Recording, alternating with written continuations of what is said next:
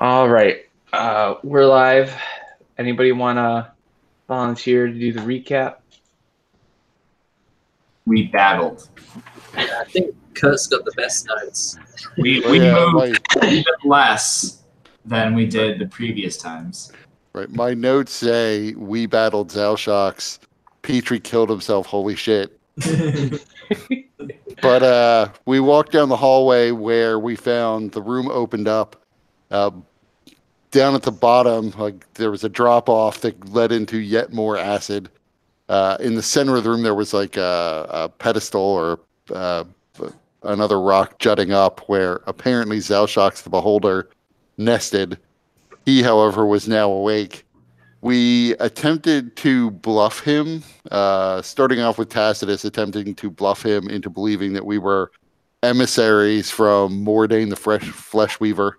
And that sort of worked in that he believed that we might be emissaries, or seemed to believe we might be emissaries, but he had, as it turned out, no idea who Mordain was. So no real reason to be at all impressed with the fact that we were sent to meet with him. Nonetheless, we used the ruse enough to sort of edge our way forward to the edge of this corridor so that we could stare down into the acid.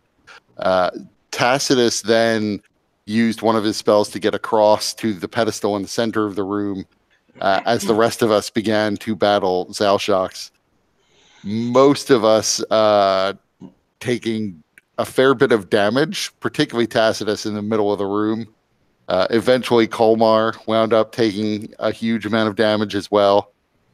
Petrie, at one point, was battling with the thing and flying out and taking massive amounts of damage until Petrie got frightened by it and then used that as an opportunity, independently of being frightened by it technically, but for flavor purposes, we'll say it's because he was magically frightened, to attempt to banish himself and leave us all behind to our deaths. But unfortunately, the dice gods weren't with him, so the semi-functional dimensional anchors did not allow him to simply banish himself away and out of this demi-plane or whatever it was we were in, which left him still in the room with Zalshox. Petrie then got the bright idea that he could just kill himself, and then that might unleash some latent power that he had. But even as he was saying this, the incredulous DM was like, what? What? So he killed himself and did not unleash any internal power, although I believe his spirit did float out of his body and appear before us after the fight. So we got to see something happen as a result of him killing himself that was maybe unexpected, but that was probably not the thing he was going for. All a part of the plan. Right. So during the fight, Tacitus flung all of the treasure that was on this pedestal at the creature, so that all fell into the acid. Petrie's body fell into the acid. And then after we beat it, all of that stuff had to be fished out again and moved onto the pedestal. And the demiplane seemed to dissolve, leaving behind what appeared to be just a natural cave system in its wake. Mm-hmm. Also, Tacitus put on the mask and had some very drastic changes. That. And transformed into some sort of creature, the description of which I forget. It's like it looked like a Groot, like a adult Groot thing. But it had like lobstery claws, but like ethereal lobstery claws. Mm-hmm. And his actual physical body was all bound together, and the mask sprouted and embedded deep into his flesh, and as it's circling his bones and everything. There's no going back. He's that now. Yeah. And so that's what he used to throw around all the treasure, was this new psychic ability to telekinetically move things with his mind, since clearly he's not going to be doing any of that with his body. And then at one point, I think Colmar got launched and Tacitus was able to psychically catch Colmar. Telekinesis. Yes. Colmar nearly got killed. I remember that. Mm-hmm. And then there was also the really key spell switch, or where Ivar used the Belt of Misdirection, Right. but then was really confusing because Zelshax rolled a natural 20 on his against his own spell, so I didn't know if I should treat that as a critical failure or success.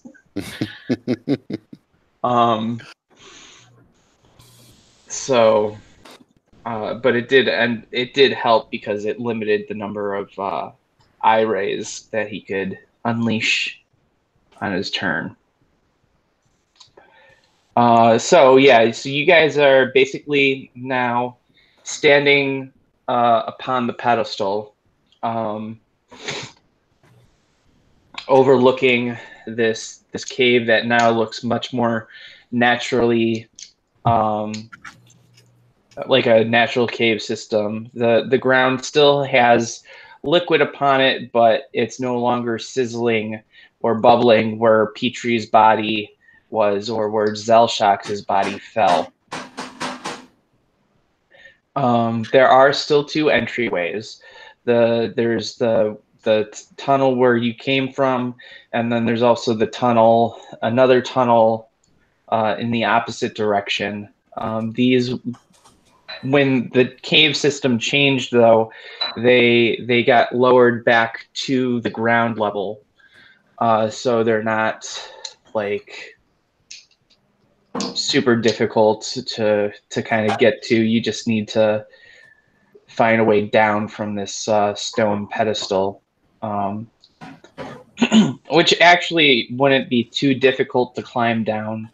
The natural rock of this, now that it looks much more like a naturally formed giant stalagmite, is sufficient to relatively easily climb down if you were so inclined to do. Yeah, unfortunately, we're all still weak.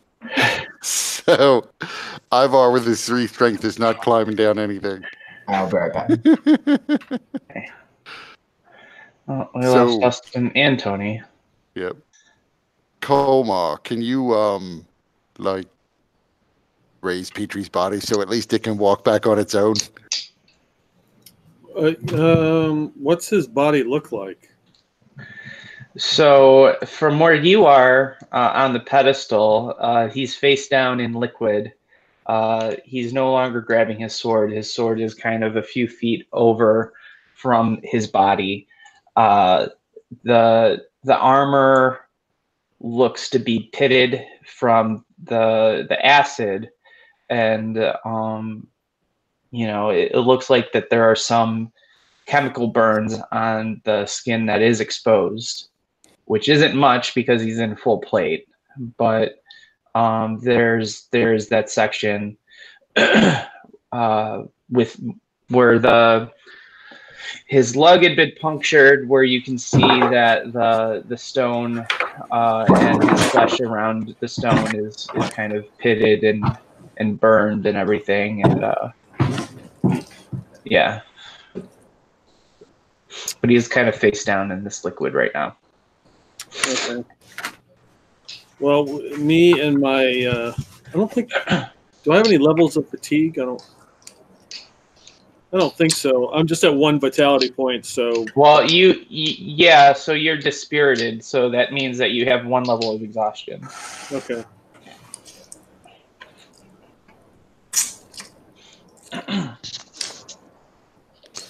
What is this body? It's Petrie's body. Oh. That Ivar doesn't want to have to carry back, especially not in full plate demon armor we can't take off. Maybe we can now. Maybe we could take the armor off finally, now that he's dead. So Martha's gonna go up to Petrie's body and start kicking it, to see if it it'll move. Okay, so where was Marthau during the fight? Was he at the tunnel entrance? Was he flying? Was he on the pedestal? He definitely wasn't on the pedestal. He did fly. And then I believe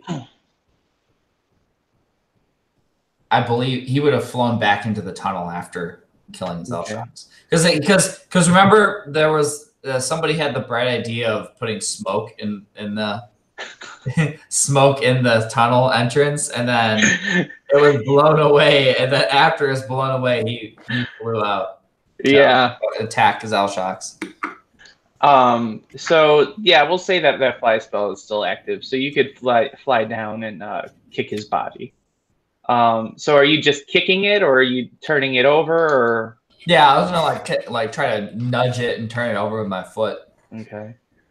So as you turn it over, you see that there are large sections of this armor that have just dissolved away, and just bloody holes beneath them where flesh is dissolved. Some of the face mask is also gone, and below that you can see like the skull and the orb of what remains of one of his eyes, and a couple of teeth poking through, like lips that have been just burned away by this really strong acid.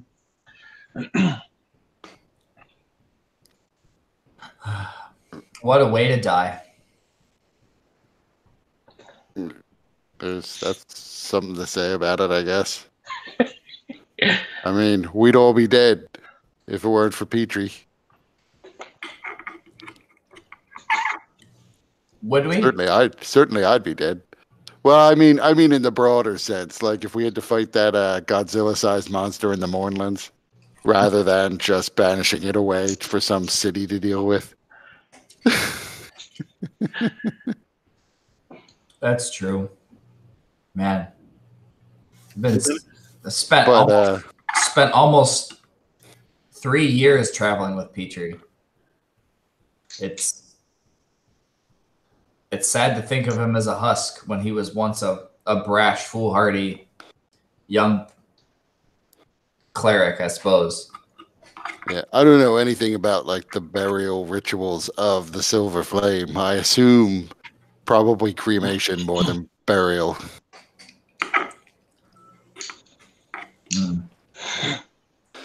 Well, suppose I could burn him alive. Give him a Viking funeral. That would probably sit right with the church. Well, this sort of gets me back to, do we need to take the body back, or could we burn him here? Should we try to bring him back from death? I don't know what his views would have been on any of that. Well, would we have seen Petrie kill himself? Oh yeah. Yeah, so it's like although I mean, your character might not know that he did it intentionally, because technically it wasn't that he pierced himself with this sword, but rather the spell that he conjured of a sword that ran him through. So, your character might be able to put something else together than him intentionally doing it based on what was going on in the fight. Although we do know he was like a cutter. We knew that he liked to cut himself with his own sword. He did it many times. Does anyone have any kind of healing potions or anything? I have healing magic. I have some bottles of Goodberry wine. What does that get me? I don't know. Usually Goodberry gets you 1 hit point. So I think if you take a drink, you get 1 hit point. Would that work? Does it work that way, Mike? Or So we'll treat it like a potion of moderate cure wounds. If you take a big old swig, probably have to drink like half the bottle. Okay. Oh, Komar, I didn't see that you were looking so ragged. Here, and I'll in addition,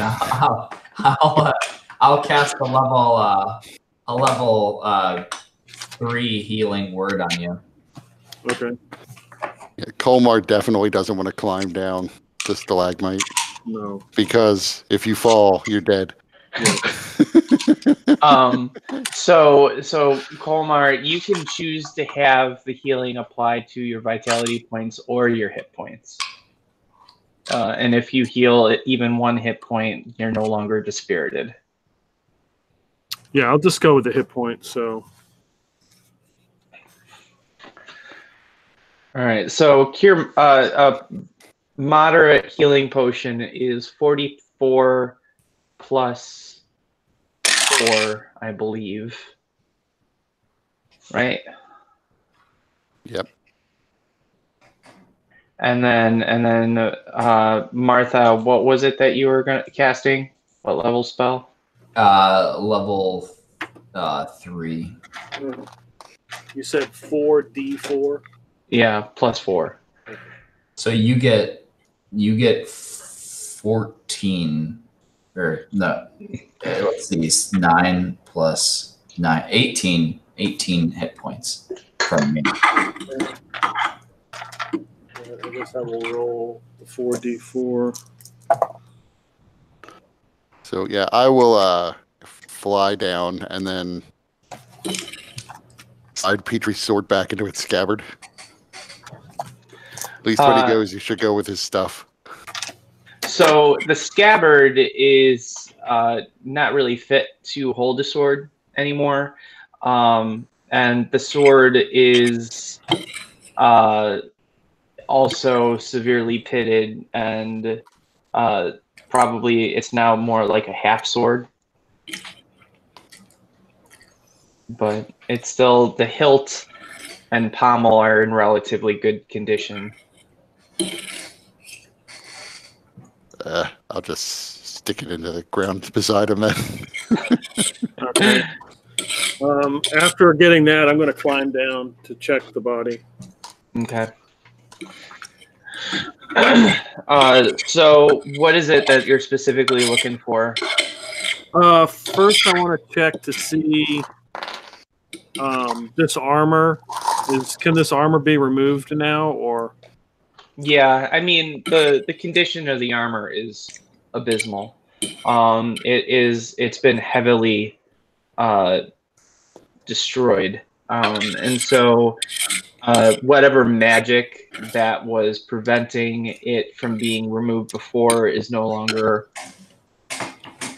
really existing within the armor. The enchantments have all disappeared. So if you attempt to take it off, it pretty easily comes off. Okay. And when you cast a ritual spell, does that count in a spell slot or no? No, it just takes the normal casting time plus 10 minutes. Okay. I would like to cast Gentle Repose on Petrie. Under all other circumstances, I would raise the body to be a minion, but I know Petrie would hate that, and he is probably the only exception I would allow for this, so I don't want him to become undead. So I will do that for him. And then I will, once I do that, I will attempt to bring the body with me. I don't know if I'll be able to carry it. I don't know how much crap we're going to have to shed, but we need to take it back to the Silver Flame. Mm-hmm.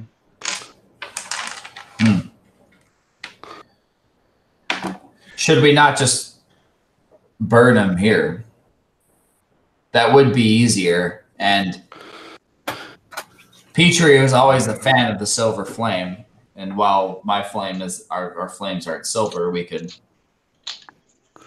Well, we can. We could always take him back to the mansion and then transport them into town, where at least we know Flamekeeper Stenson would know what the funeral rituals are.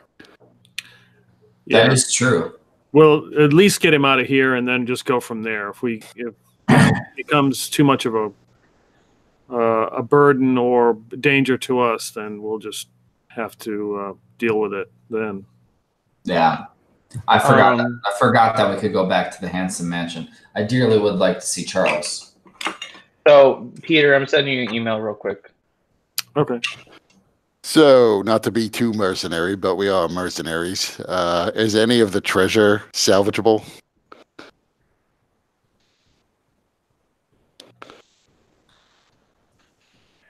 Nothing that was thrown off of the pillar is salvageable. Sent, Peter.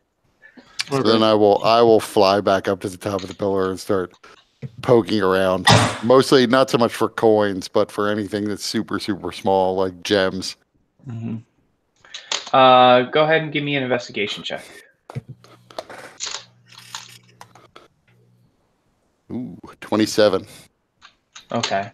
So you find some gems that seem to be of value. If you had to do a quick appraisal, you'd figure that they're probably worth equivalent to somewhere around 2,500 Galifars, which is Eberron's equivalent of gold pieces. Mm. Everybody give me a perception check.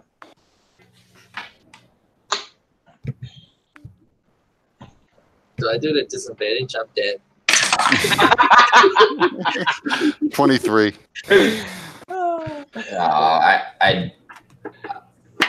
I see barely anything. Yeah, I got like 2. 6. Okay. So, Kurt, I'm going to send you an email.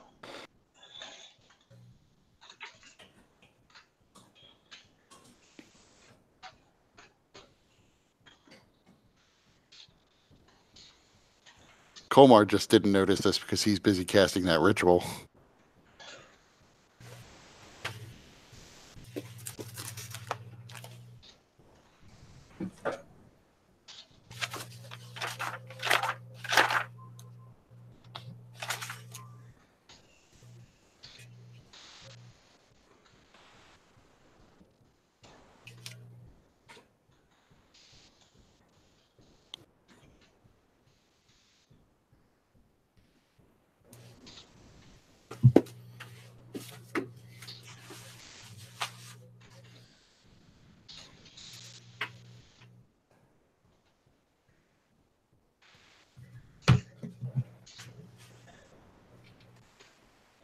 I hope Lobster Tacitus is still strong, because we might need his strength to pull this body around. Yeah. I mean, as far as I know, there's still a 600-foot climb in the big well that we came down. So hopefully we don't have to do that. No, I'm not looking forward to that.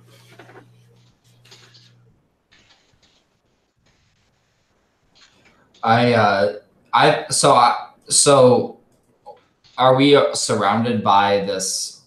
Are we surrounded by the well, or I was under the impression that like there was this hallway, it opened up, and then there was light.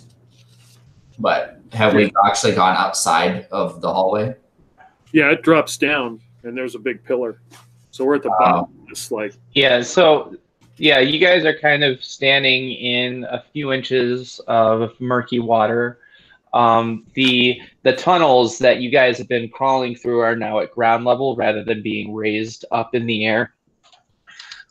So you have the tunnel that you came from, and then there's another tunnel that you have yet to explore.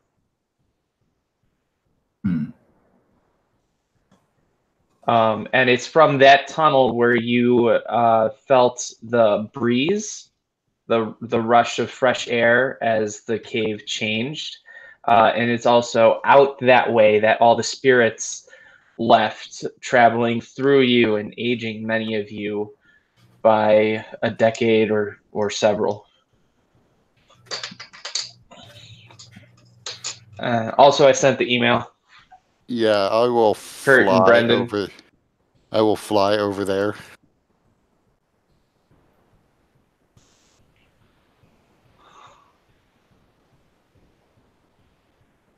So I assume that they're all closed.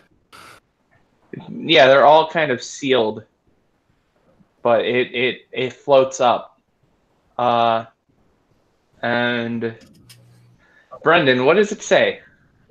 Everybody hears a sudden new voice.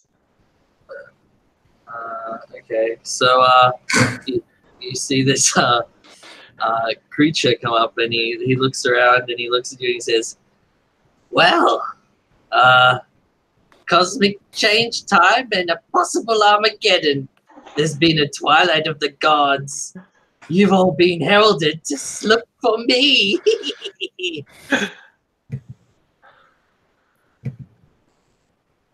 What now? Yeah, so for Marthau and Colmar, you guys see that the central eye of Zelshax is now an empty socket, and this thing with is kind of like a smaller beholder, and it only has 3 eye stalks. And all of the eyes seem sealed, kind of similar to a baby bird. But it is floating and it is speaking. You can see more when your eyes are closed. So are you Who are Zelshax? I don't know what I am, but I'm here. I can see your death. Do you want to hear it? Not especially. What are you? What is that? And he flies over to you really fast and tries to touch your scarf with one of his stalks. I conjure a mage hand and slap him away. Where did that come from? Came from my thoughts. What are you, cretin? I am Tell like. me why I shouldn't kill you for killing our friend. I have killed nothing. I'm innocent. And he's like, it looks like he's trying to look around, but his eyes are really like they're shut, and he's like shaking a lot.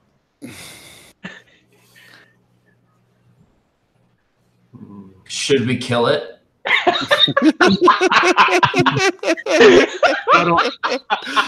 I mean, it's already talking about our deaths. I don't know what you're waiting for. I've seen it. I cannot do it. I'm not evil. Stop laughing.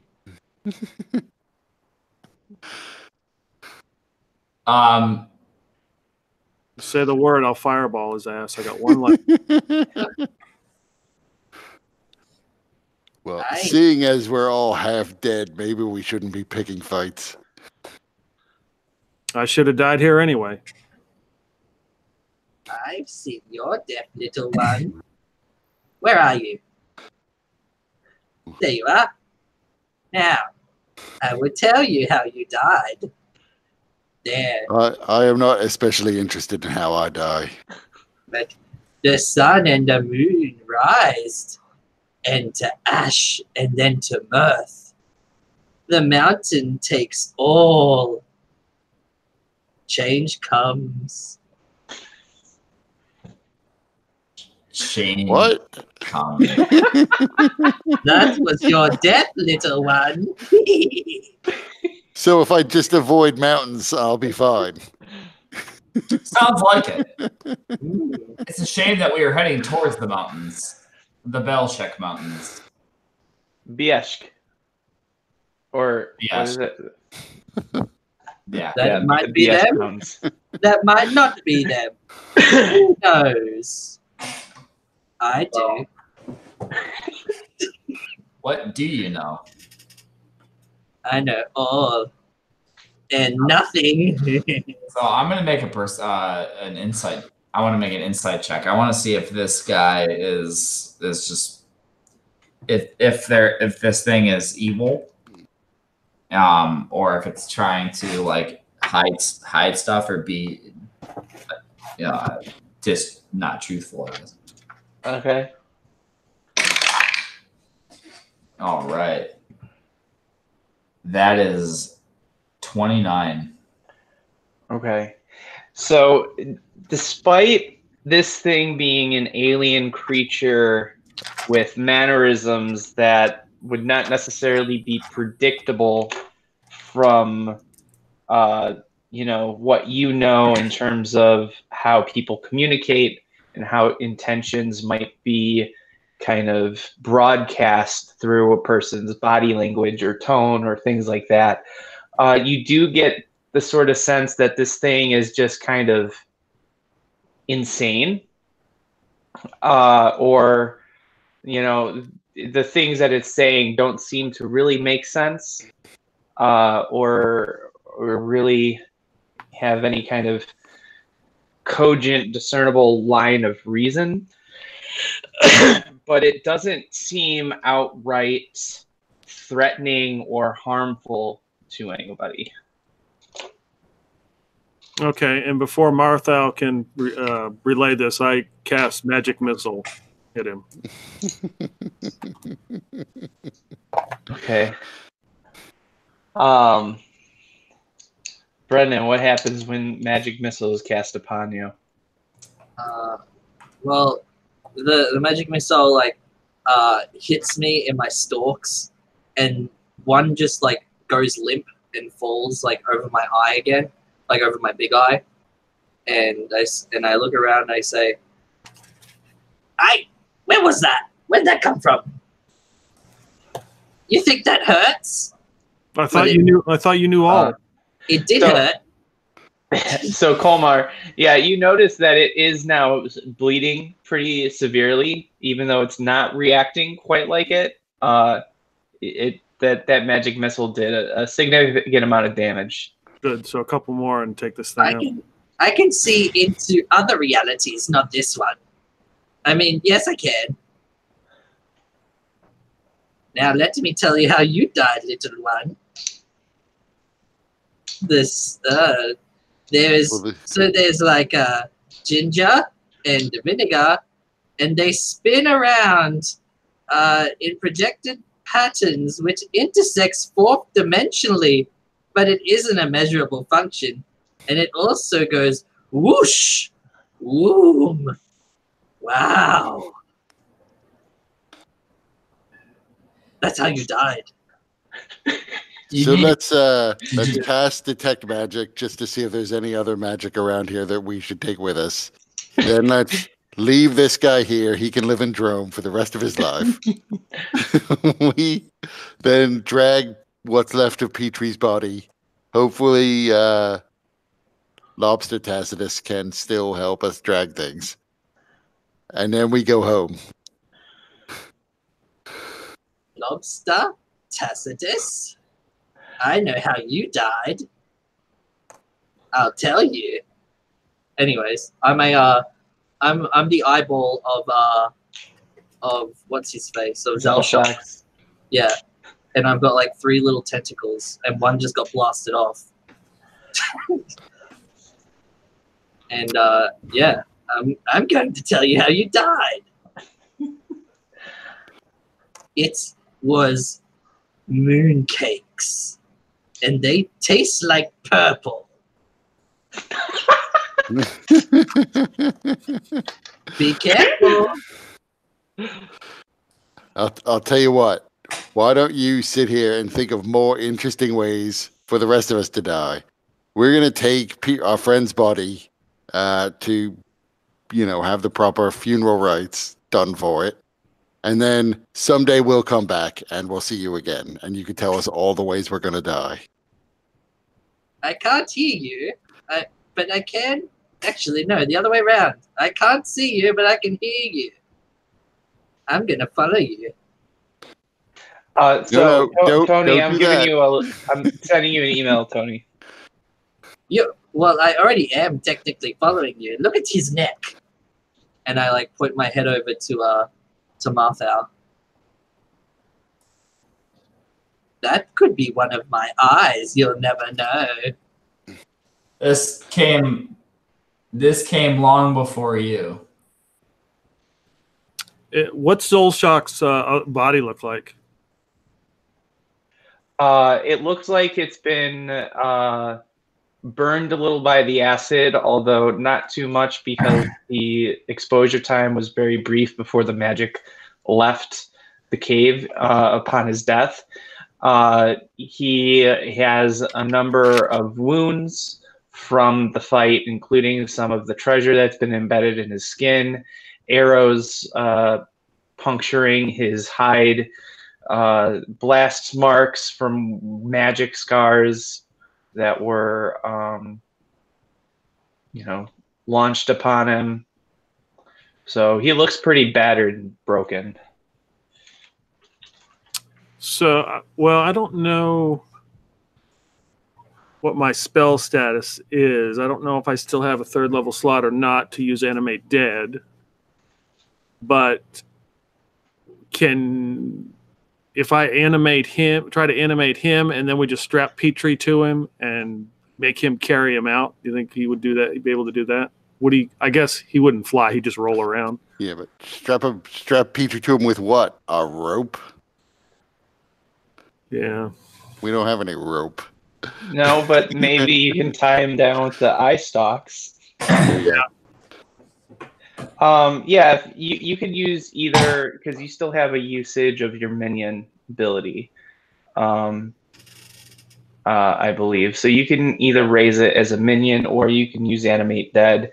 It wouldn't count as a technically as a zombie version of a beholder, because that's a creature that's too powerful for your ability to create.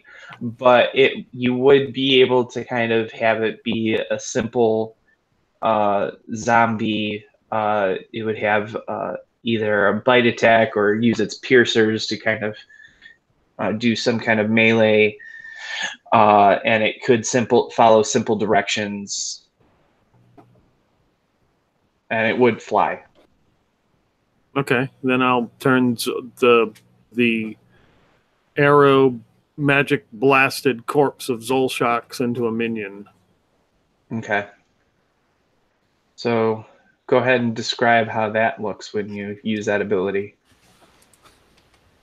I just walk over to it and sit down and put both hands on its corpse. Start to say some words, and it looks like some sort of blood or ichor starts to like come to the surface, and then starts to spread out all along the corpse, and then it begins to raise up into the air. And then I look at our new little friend, and I said, "You're next."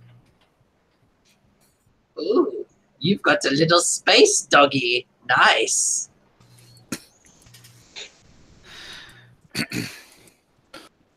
Tony, you get the email I sent? Yep. I saw it. Okay. We should train it to have good manners.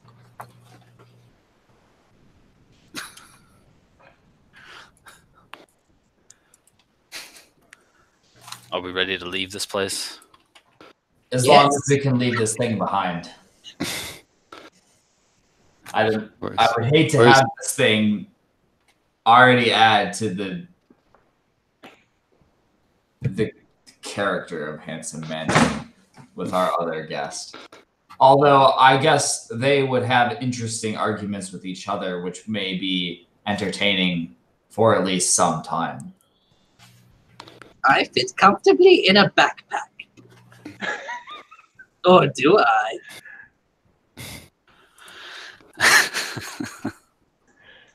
I was thinking maybe we should check to see if there are any magical auras of anything we would want to take with us that are still functioning in this room.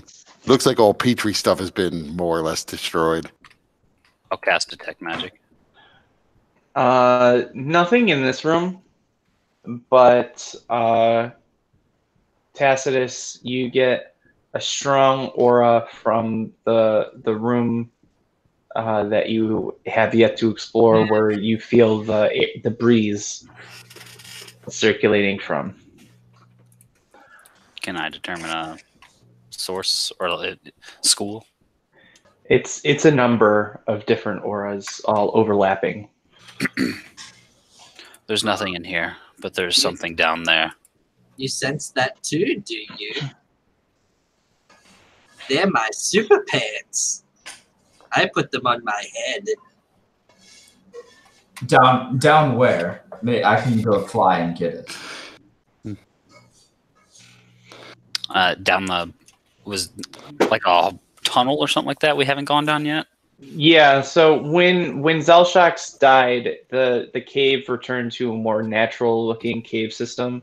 So the tunnels that were like 30 feet off of the ground have now lowered to be ground level. And there's the tunnel that you came in from, but there's also a tunnel on the opposite end that is still yet to be explored. Where all the spirits fled through, right? Right. Yeah. Down that one. Okay. So do we want to go down that one? Maybe there's a way out back the way we came. Ask this one. And as one of his ghostly crab arms points to the whatever the name of Brendan's eyeball character is. We haven't asked. There's a reason. You don't name something if you know you're going to kill it or eat it. You should have retained all of the memories of our dead friend here. Yes, I see down there, and I like shake my head really fast with my eyes shut, and I say, "That is where my super pants are." Yes, we're aware. The pants you wear on your head. You wait here, and we'll go get your pants and bring them to you. I don't think that's going to happen.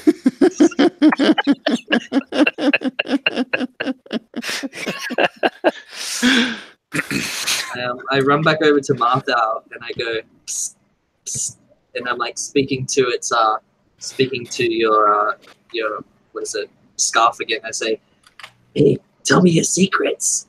I won't tell anyone." And it just kind of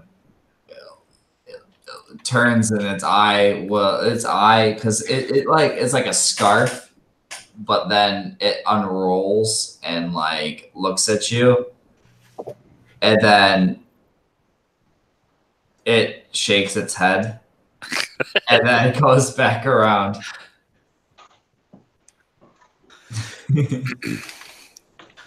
So, if I can tie Petrie to the Zolshok minion with the eye stalks, and then hopefully there's one left, I can use it as a leash. Yeah, absolutely.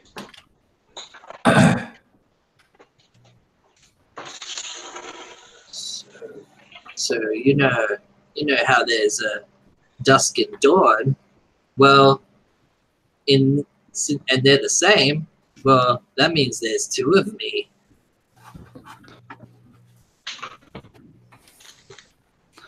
Oh God. Maybe there's two of you as well. We'll find out soon. Where is the other one of you? Hopefully not with the other ones of us. So Peter, I don't know if you heard, but yeah, there's enough eye stalks for all that and a leash. Okay, good. Acid's just going to start floating down that hall.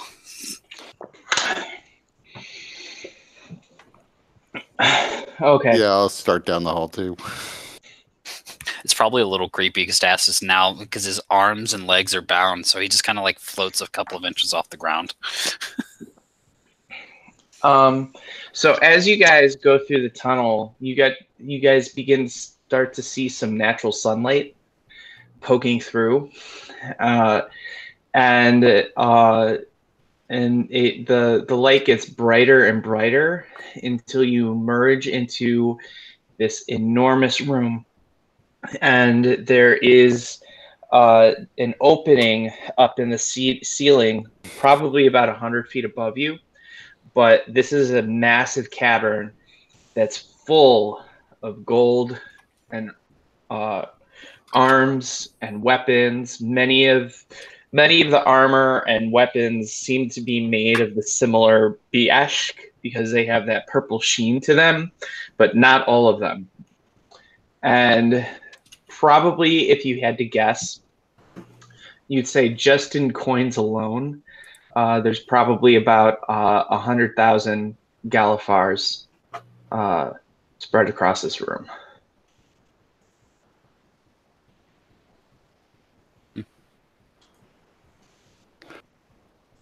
Wow. Be careful. Be careful. There's mischief in amongst there. And gas clouds. They smell like farts. Yes, we can take a little bit of stink. There's important work to do. And I doubt it's been 10 minutes. As it didn't take us more than 10 minutes to get down the hall, did it? No. So my detect magic should still be up. Yeah, and you're seeing that many of these items are radiating various forms of magical enchantment. I'll start pointing them all out. We do have to remember Zalshok's trapped things previously, and I suspect the fart-smelling poison gas clouds is a reference to more traps, since he used poison gas last time too. But that said, Bieshk infused weapons do hurt creatures from Zoriat. So it would be nice to have some for those of you who use metal weapons. yes, anything Bieshk would help us, or at least be of an aid. It does seem that most of his enchantments have dissipated.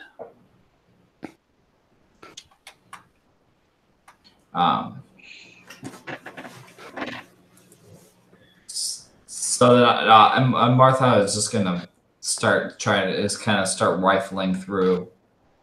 He doesn't have detect magic, but he's just Yeah, I mean, I can point them out to you. So yeah. So he's like just kind of it's kind of like he's like picking things up, and he like looks. He turns to Tacitus. He's like, So I'm backing the fuck away from him.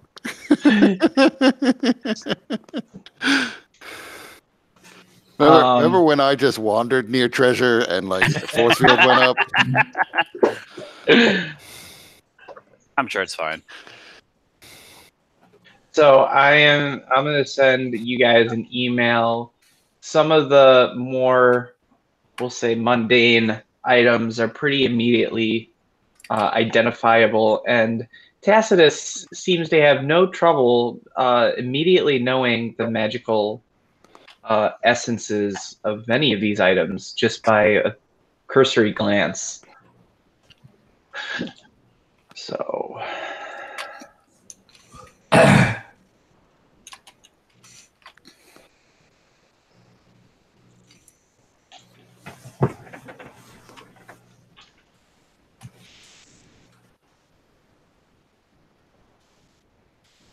Oh, the pictures didn't.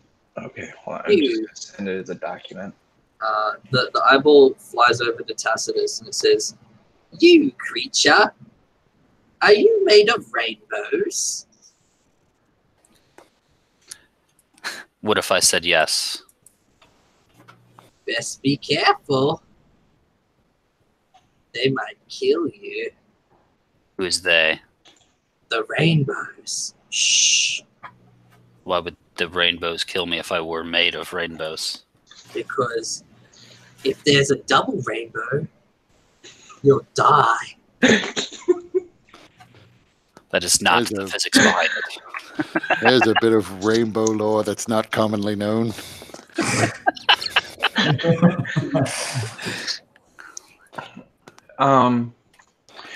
So you guys find a lot of items and a lot of that is magical.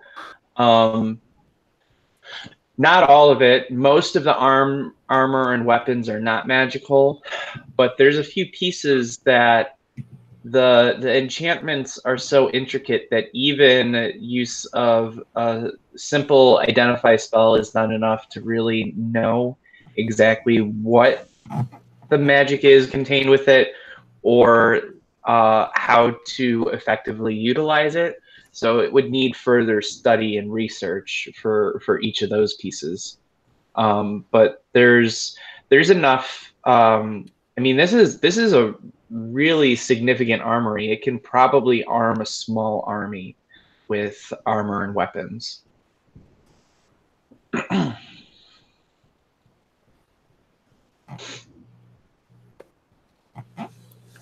Void weapon. There we go. Do I see any like daggers or short swords? Yeah, you see several made of Bieshk. Most of them, outside of being made of this exotic material, are fairly mundane. But I'll say like Tacitus, do any of these swords look good to you? Do any of them seem magical? They seem to be made of the Bieshk material. The only sword of interest is this void sword. Well, actually, that's not the only one of interest. Like I said, so The DM has made a liar of me.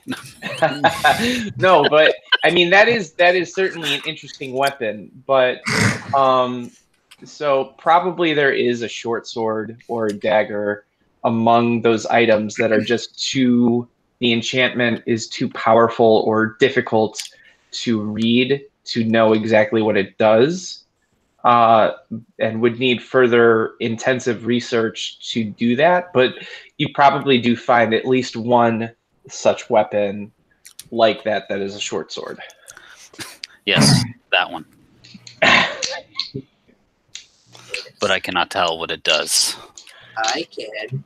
It has atmospheric refraction favoring intense short waves. That's what it does. I believe he's talking about the rainbows again. Either that or it's a microwave sword. It is a chocolate mooncake sword. It is safe to say that the maturity of these creatures that spawn from the beholders are lacking. Well, it wasn't necessarily a sane beholder in the first place. I'm sure he's just merely a derivative.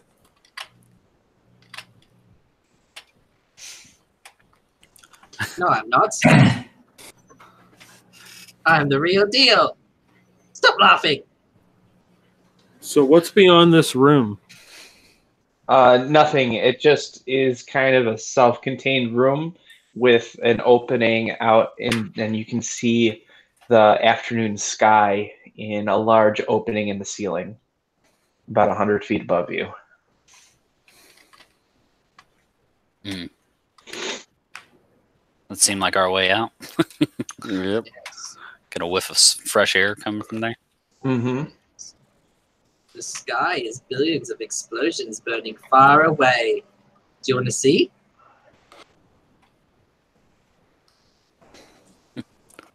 So how high up is this opening? I'm ignoring him. I'm just staring up at the opening at this point. It's 100 feet up. So we'll have to figure out how we get up there. Well, So we are could we, all fly. How much of this stuff are we able to collect? Well, how much do you want to collect? And how would you go about collecting it? Yeah, well, I mean, there's a literal ton of gold. So we still weak from our encounters with shadows are probably not dragging all of that out of here. Luckily, there appears to be a shovel. If only we found a portable hole, we could have used the magic shovel.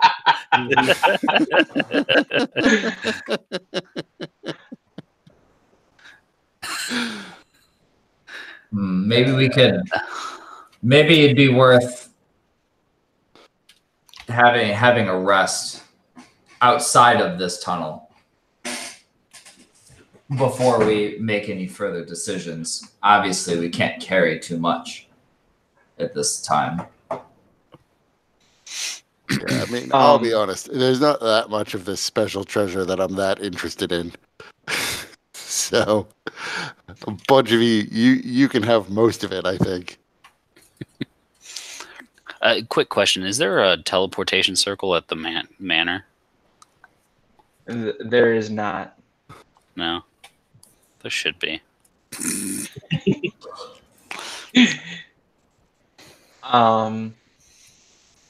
Nobody was high enough level to create a teleportation circle, and well. I don't think anybody had a year to cast it at once a day, every day.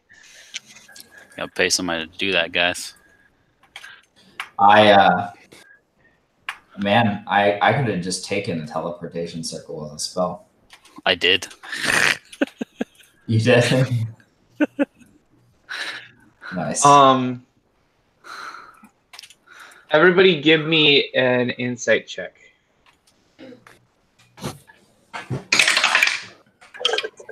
Do I get some crazy mask bonus? What is your normal insight? +3. All right, so +8 total. All right, 18.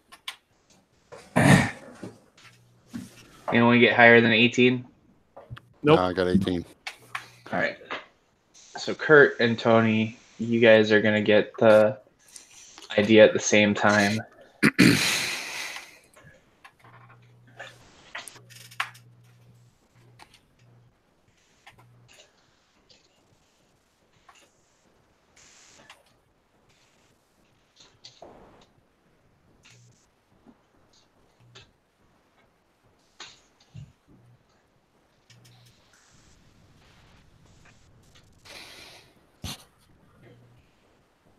All right.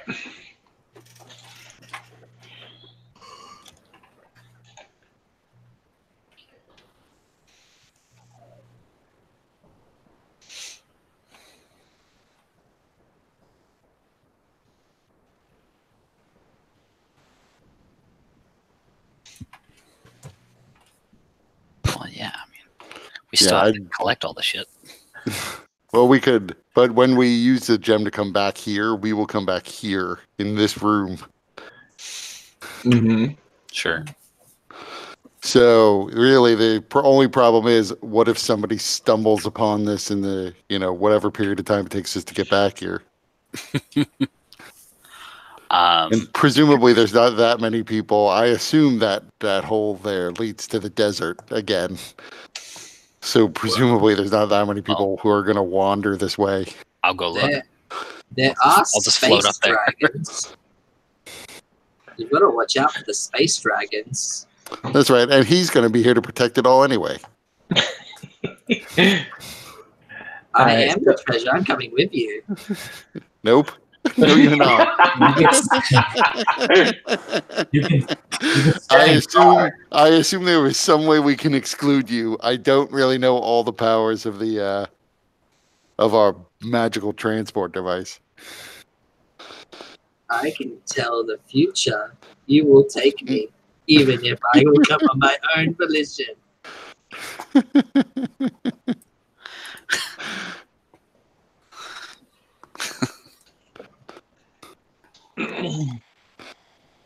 So Martha, he turns down and he kind of looks down and he sees in the corner these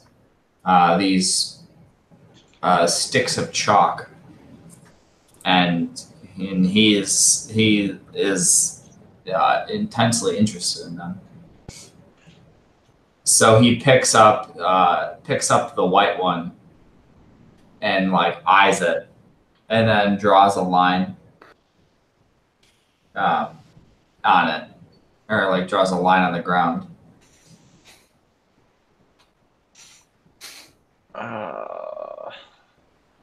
The white chalk, you say? Yeah.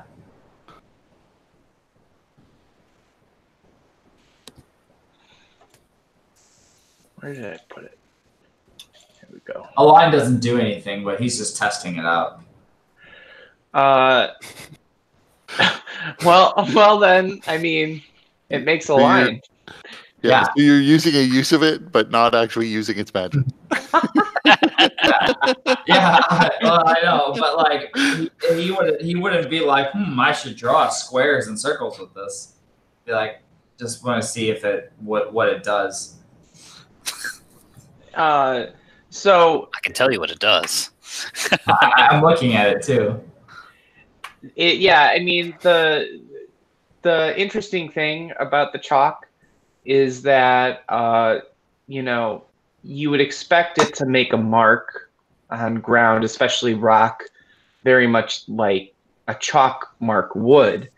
However, the chalk mark seems a bit more vivid and solid in color than you would expect.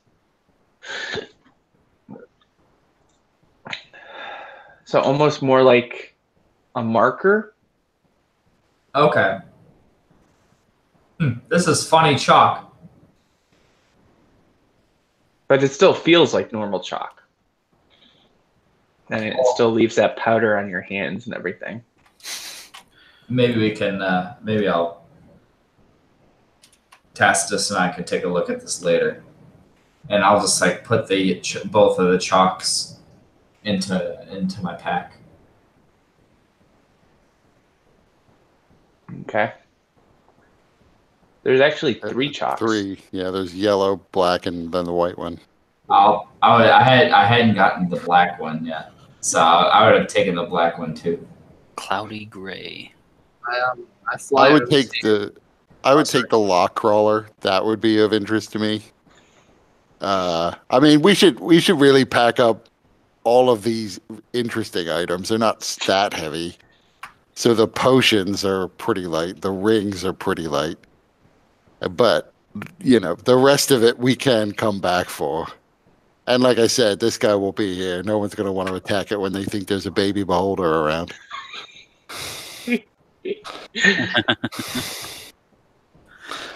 You'll need me around. Your death is painful. Tacitus will go ahead and just float up to make sure where we are. So I sent you an email about that. Oh, I'm going to add one thing. Oh, you did? Okay. I'm going to add something to that. So I will throw the potions and the rings in my bag. Oh. I mean, we're dividing this up later. I'm not saying I'm keeping it all. Yeah. just I'm so weak right now. I wouldn't want to carry things like the staff or the giant sword. You could lash a lot of the stuff onto me. I don't have any hands, but I got my strength back. Oh, there you go. I probably would go to the trouble of carrying the luxurious satin bedroll because I want to sleep.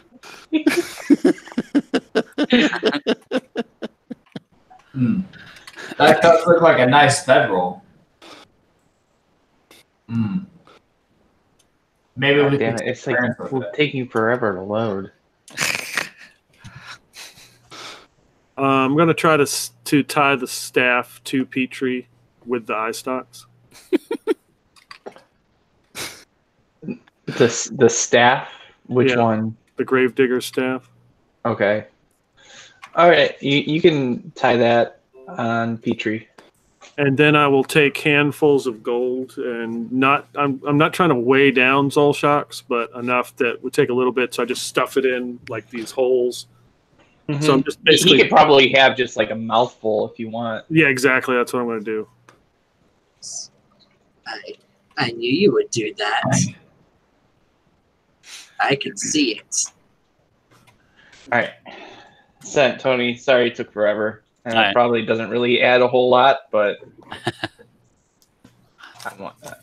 Tass just slowly floats his way down as I wait for the email. So it's sent. Okay. Yep, worth the wait.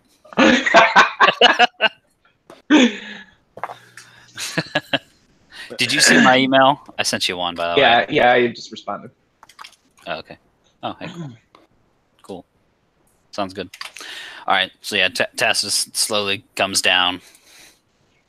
Again, maybe a little discerning. He's just kind of like comes straight down. He's looking down at you. Just gets all the way down. We're in the mountains now. I'll even better. Who climbs through these mountains? What was that? What was that thing saying something about mountains being your downfall? Yeah, it said I was going to die in the mountains. So Yes. at this point, at least I'm not dying in Zalshox's lair. I wonder how we got to the mountains. We were in the middle of the desert. If you are hungry, there are goats up there.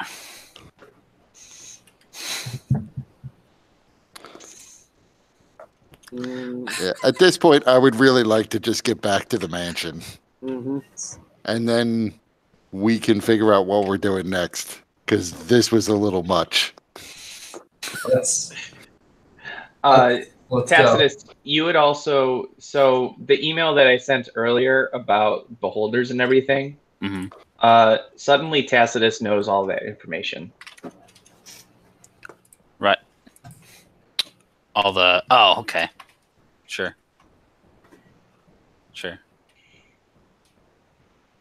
Tacitus never succeeded on any rolls before, so it made sense to me. No, but I mean, like, in terms of Yeah, The why warping the of place was reality. how Yeah. it was. Yeah. yeah.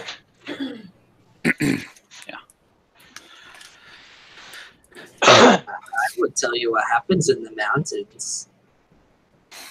You want What to hear? happened? Don't bother. What happens in the mountains? Stays in the mountains. He owe me a Coke. Upon the day, mountains move and rivers shiver. A drunk shall cause the rise of 2 rivers. Be careful. What?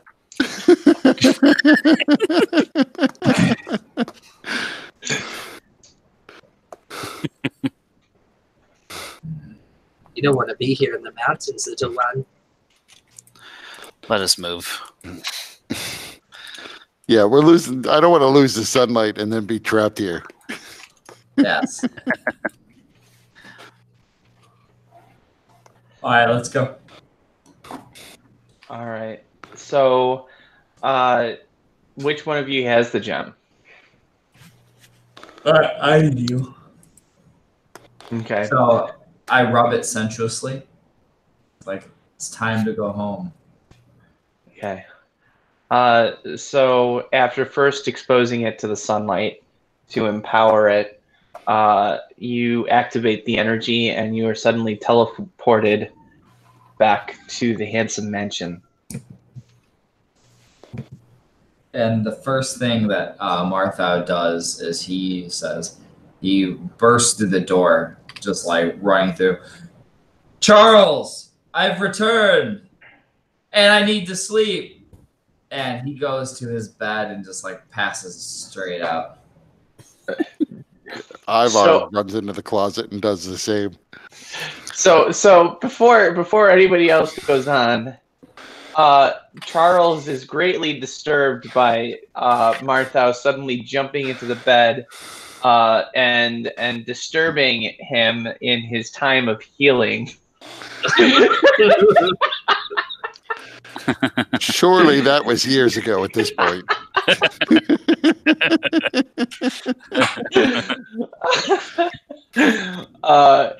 Clearly, it's still a little sensitive for him, though he is, in general, happy to see Marthau, although he does make comments about how he's looking a bit worse for the wear. Yeah, no And he's like, yeah, nothing a good night's sleep won't cure. Oh, okay. Very good, sir. Very good. You look well. How are your testicles? Man, if I had a nickel for every time I said that. They are. How were they past tense? Yes. Sorry. No, it's how is your testicle? How are your nether regions feeling? My scrotum is healing, but slowly. The salve is helping. That's good. You know, I've learned a couple tricks while I've been gone. It wouldn't have saved your testicle, but maybe it would make you feel a little bit better. Oh, well, that would be lovely, sir. Quite lovely. It has been awful dreary since you left. Baba has been keeping mind of the place, mostly working on some kind of magical whatever it is that he does. At least he's making himself somewhat useful. I wouldn't know, sir. I don't know much about what it is he's doing or the usefulness of it. I've tried to just sequester myself in the room while I heal. He has been helpful in terms of bringing me food and water when I need it, though. Has there been any more unwelcome visitors? No, sir. Not since last you left.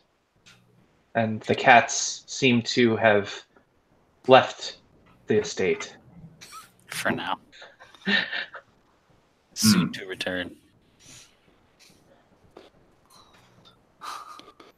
I'm glad to find that all is in order. Yes, sir. Very good. And Martha was gonna just turn over and just pass out. Yeah. Ivar actually jumps into bed ready to go to sleep and then realizes that he actually can't because there are things to do. So first he will stealth into Charles's room to reset up all the creepy dolls.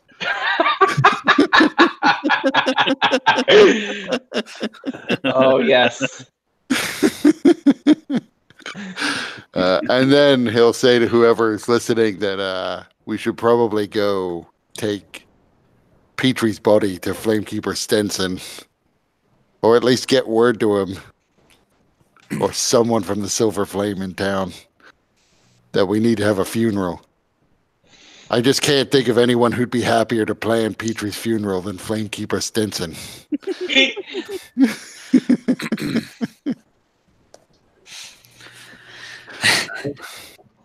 I've talked to the young one. What? Who brought him?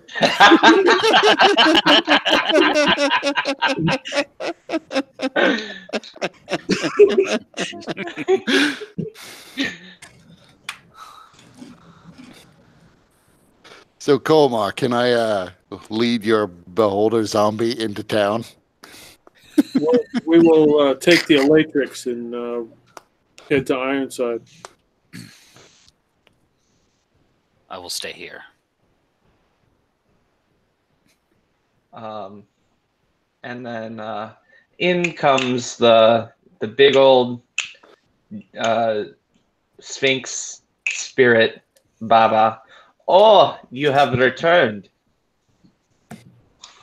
It's good seeing you. Who's he talking to? Just you guys in general. I imagine when you were talking to Colmar about bringing in the body of Petrie, he kind of just burst in and was like, "Oh, Yeah, very good." I assume Colmar's leading the beholder around on a leash, so it's probably right there. Petrie like laid over the top. I assume like on his back, so the skull's just staring out. I'm imagining like a little kid with a balloon. Yes.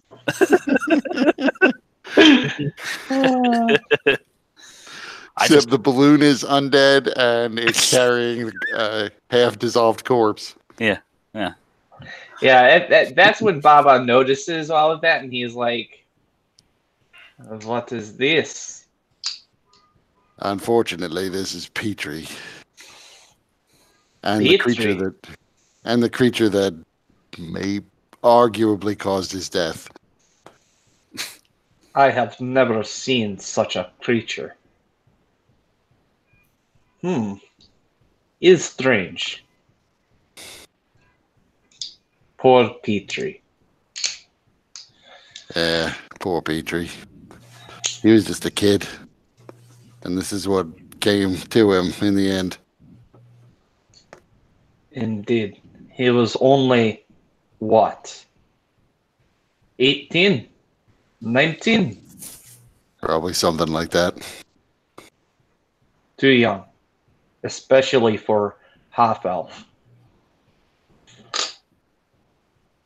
So we're going to see to it that he gets whatever sort of funeral rites people of his religion use. Very good. Well, hopefully his experience in afterlife will be positive.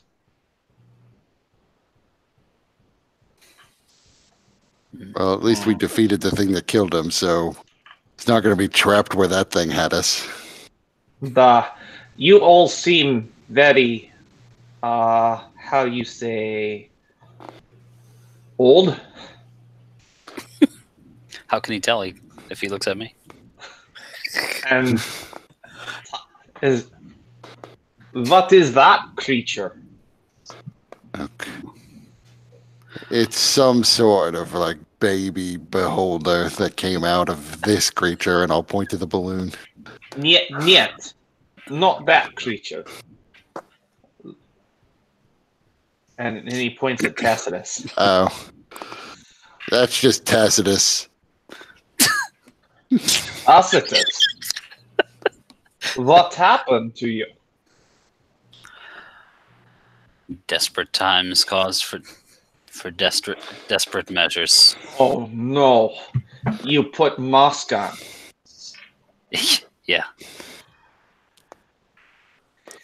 Is very powerful magic. Yeah, I do that. Not to be trifled with. Yeah, well, I'm working on it. I will pray for your soul. You will need all the support you can get. And I'm left with these guys.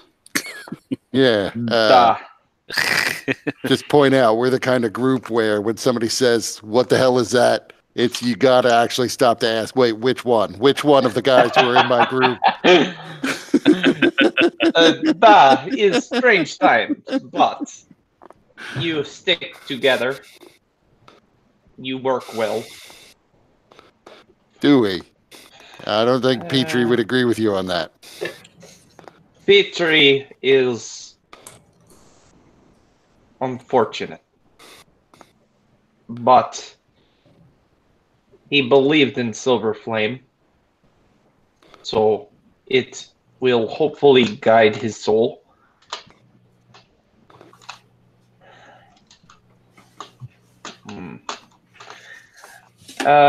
Is there anything that you will be needing of me?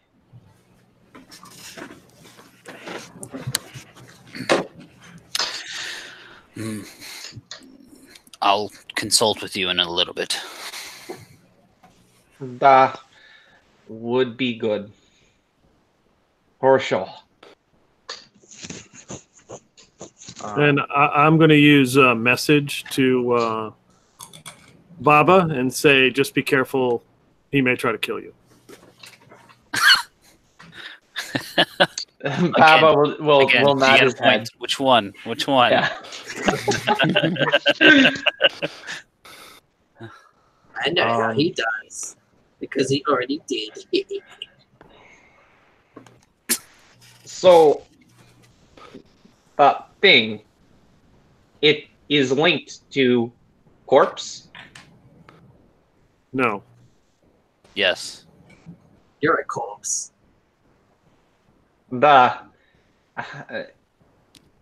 How else would it travel with you? It's you ever stepped in shit and you can't get it off your shoe? That's it. Very early in life was problem, but had magic, prestidigitation. Now, not so much, but no feet, so it's even. I don't know why I bother, and I just walk out of the room.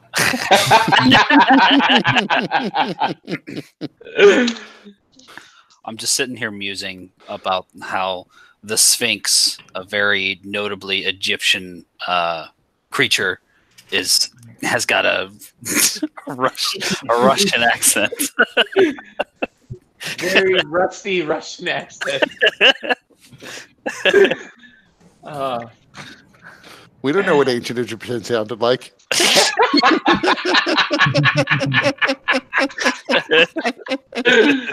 Fair. I'm sure it didn't speak English. I take it the Elatrix is somewhere in the Handsome Mansion. It's probably out in the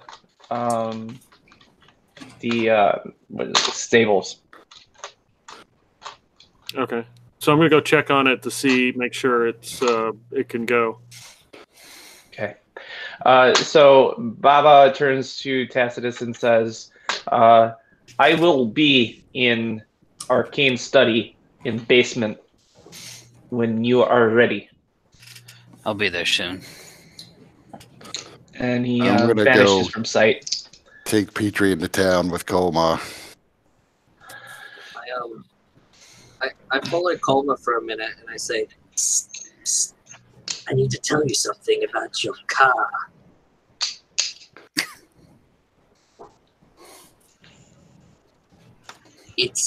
I know how it dies. I've seen it.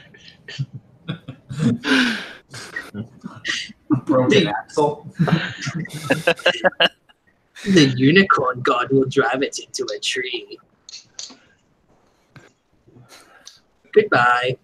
I imagine Colmar's just ignoring him completely, not even looking or giving him the time of the day. You ever have So a you fly have- in your face? Yeah. You're just kind of walking.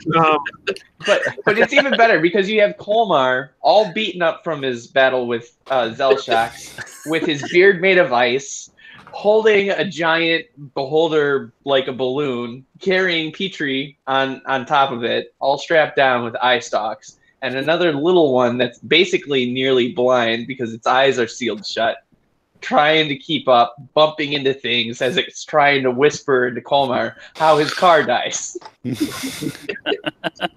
I think we've reached height absurdity.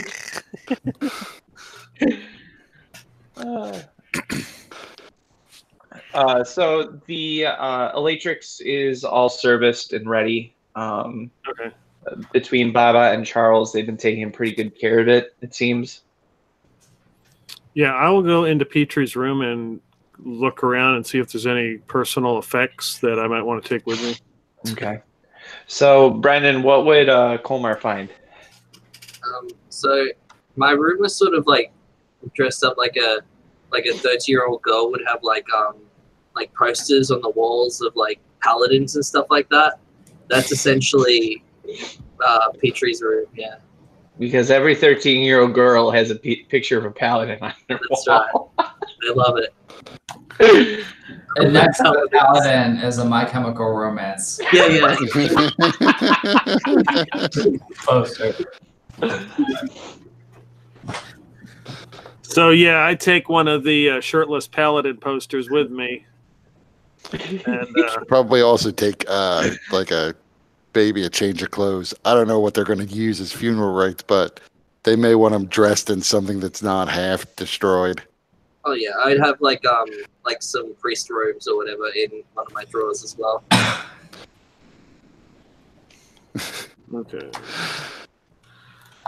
All right. Yeah, and I will like grab the bed sheet or something so I can cover the beholder with Petrie strapped to it, so it's not obvious rolling into Ironside. It'll just be a giant ghost. Yep.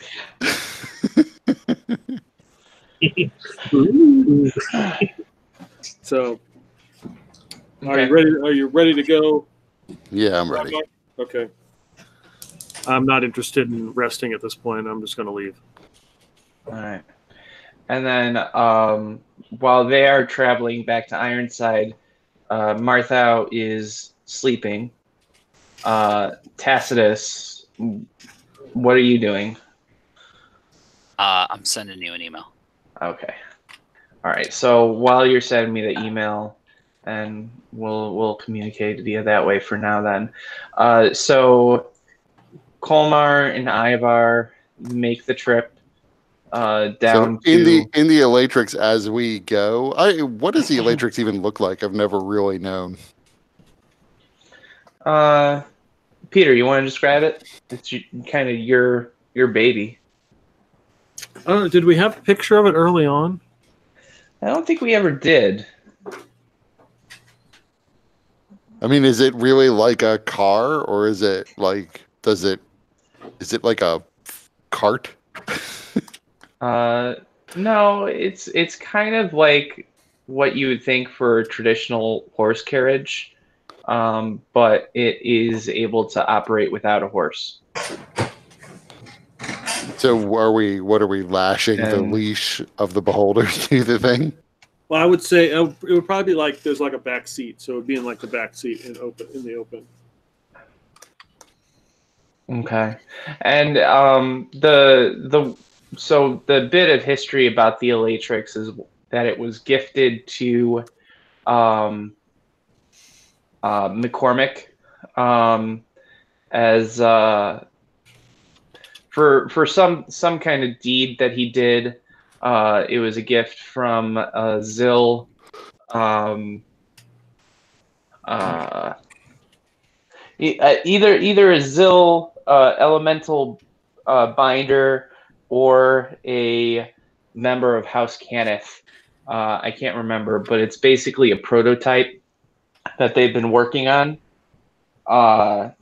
And Colmar was assigned to be basically the thing's mechanic and upkeeper, in addition to his normal duties at McCormick's Folly before you guys became owners. So if it's like a traditional carriage, is there like a driver's seat up front and then a cabin in the back? Yeah. So I assume then Colmar like drives the thing. Mm-hmm. All right.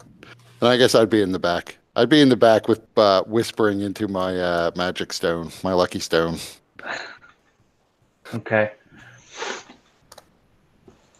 So the trip back down to Ironside is fairly uneventful. You don't see too many people coming or going. Ironside proper, once you get in, seems to be, as busy as it would normally be for this time of day. You see some of the people going about in the open markets or walking to and fro, and as you approach the little chapel of the Silver Flame,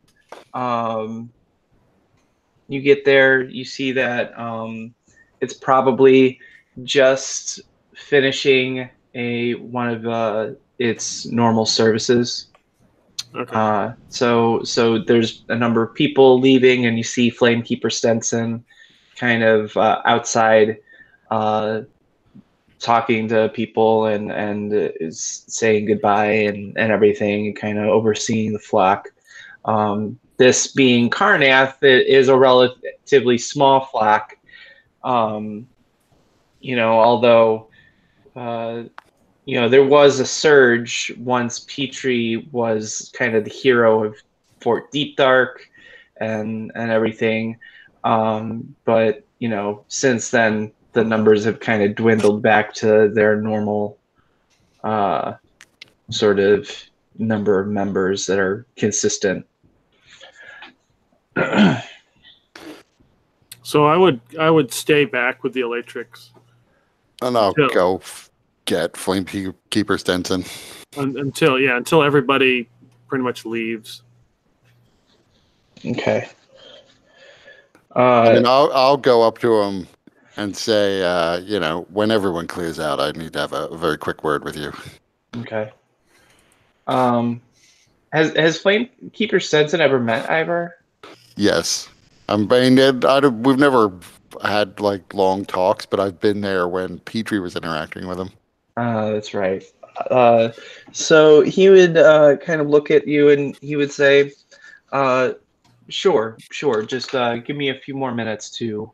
I come up. I haven't actually rested. We haven't bathed. So consequently, I look like I'm fresh off the road. That's actually a good point. Adventuring.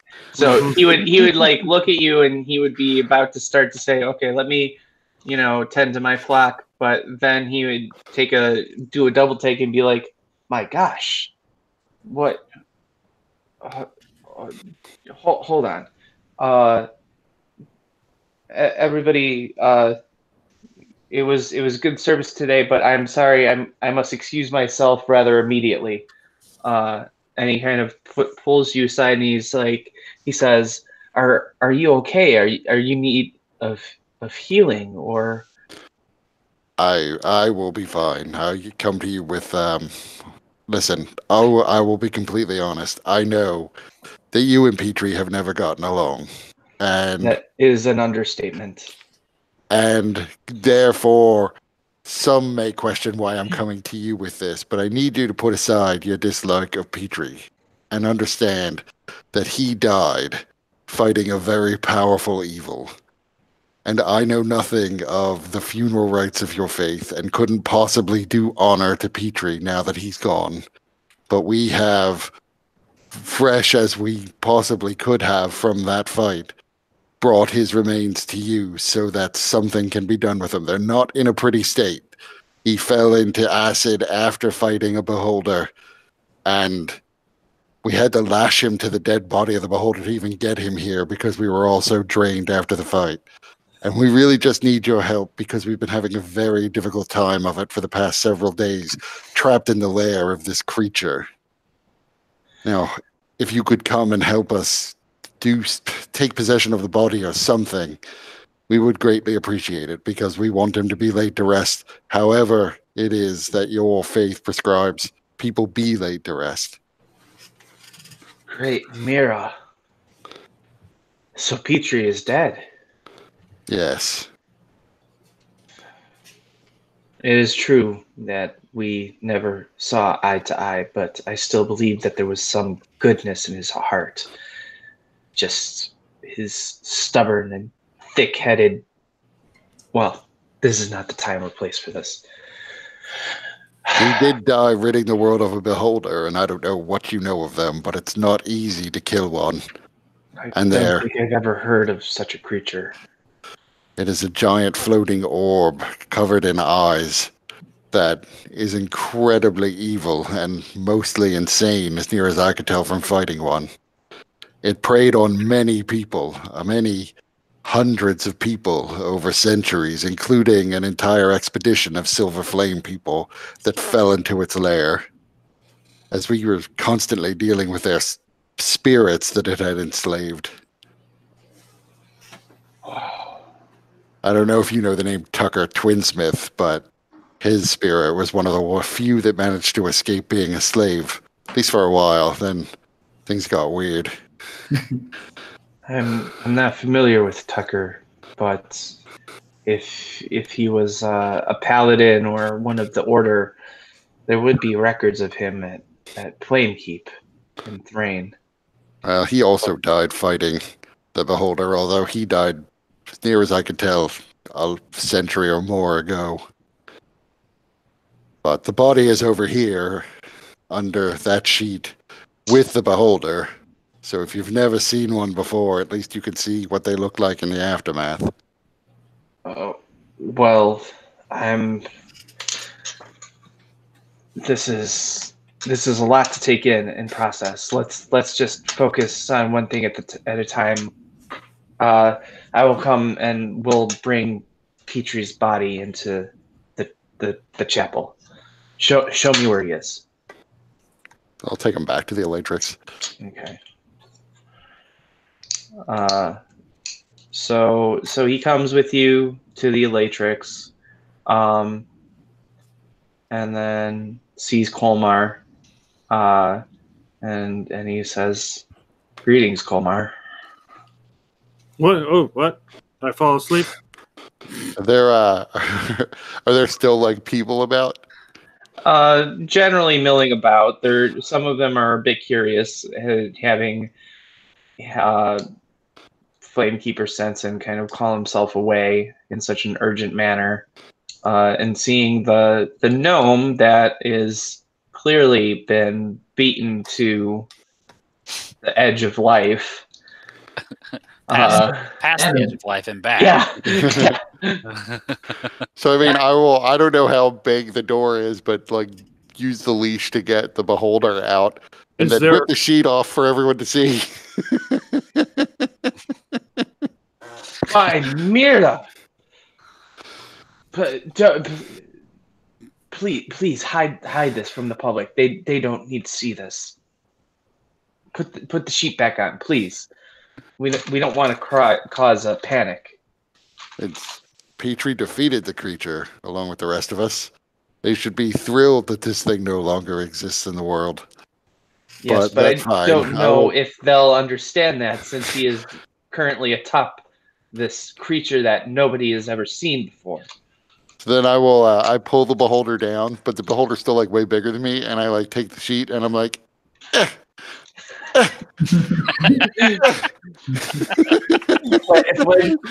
It helps you cover the same. Is there a back entrance or something to the temple we could pull around?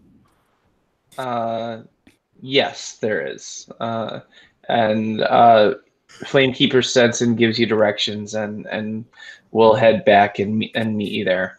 Okay. So you guys pull into the back alley where there's a little area that you can go in through, and then he says, "All right, let's get Petrie into the chapel."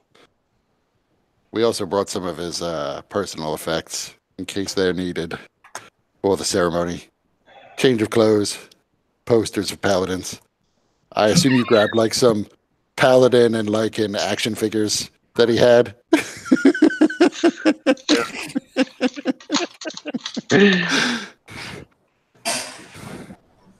All right. Well, let's bring him inside, and then so he shows you to a room in the back where it seems like it's set up specifically for ritual preparations for funeral rites.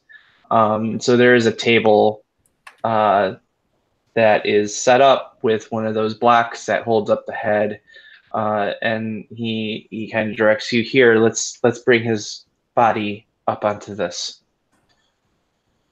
Okay.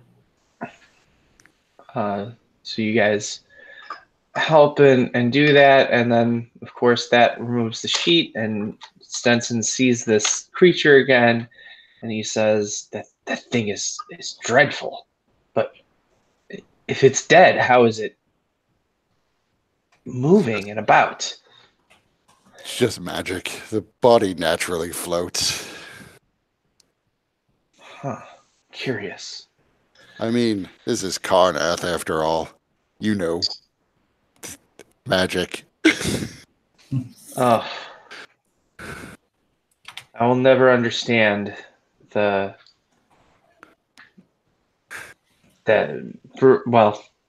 once again, not the time or the place. So, he sees the body and is just like, you see him kind of go green, and he looks like he wants to vomit and also burst into tears, seeing this Petrie's body in this condition, but he kind of stomachs it and pushes past it, and asks for your guys' help in removing the armor. And then he begins his prayers that he's kind of saying under his breath, and then begins washing the body and asks for help with putting the clothes upon him. And then he says, with Petrie in this condition, we're going to need to cover his entire body. We do have funeral shrouds that we have for such an occasion. I will go get one. Okay. And then he kind of leaves you guys with Petrie for a moment. I don't know if you guys want to do anything while Father Stenson is away. Yeah, I just look at Ivar and say, we should probably rest here in Ironside, because probably when we get back to the mansion, we're going to have to kill Tacitus. So just be ready. Okay. What? Why were we going to have to kill Tacitus? Because he has the mask. Because he has the mask on. Bro, And but he seemed okay. Yeah, he seemed okay, but that will change soon enough.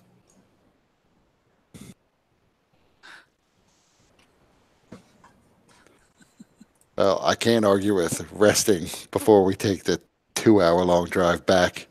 Surprised you could stay awake the whole drive here. I didn't. Weren't you driving? Yes.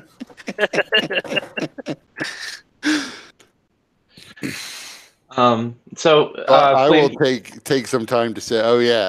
Before we, I was going to say I was going to take some time to say goodbye to Petrie, but then I will stop and say, by the way, Kolmar, maybe don't mention so much that he killed himself. That may be a big hiccup in their religion. Just let him think he went out a hero, man.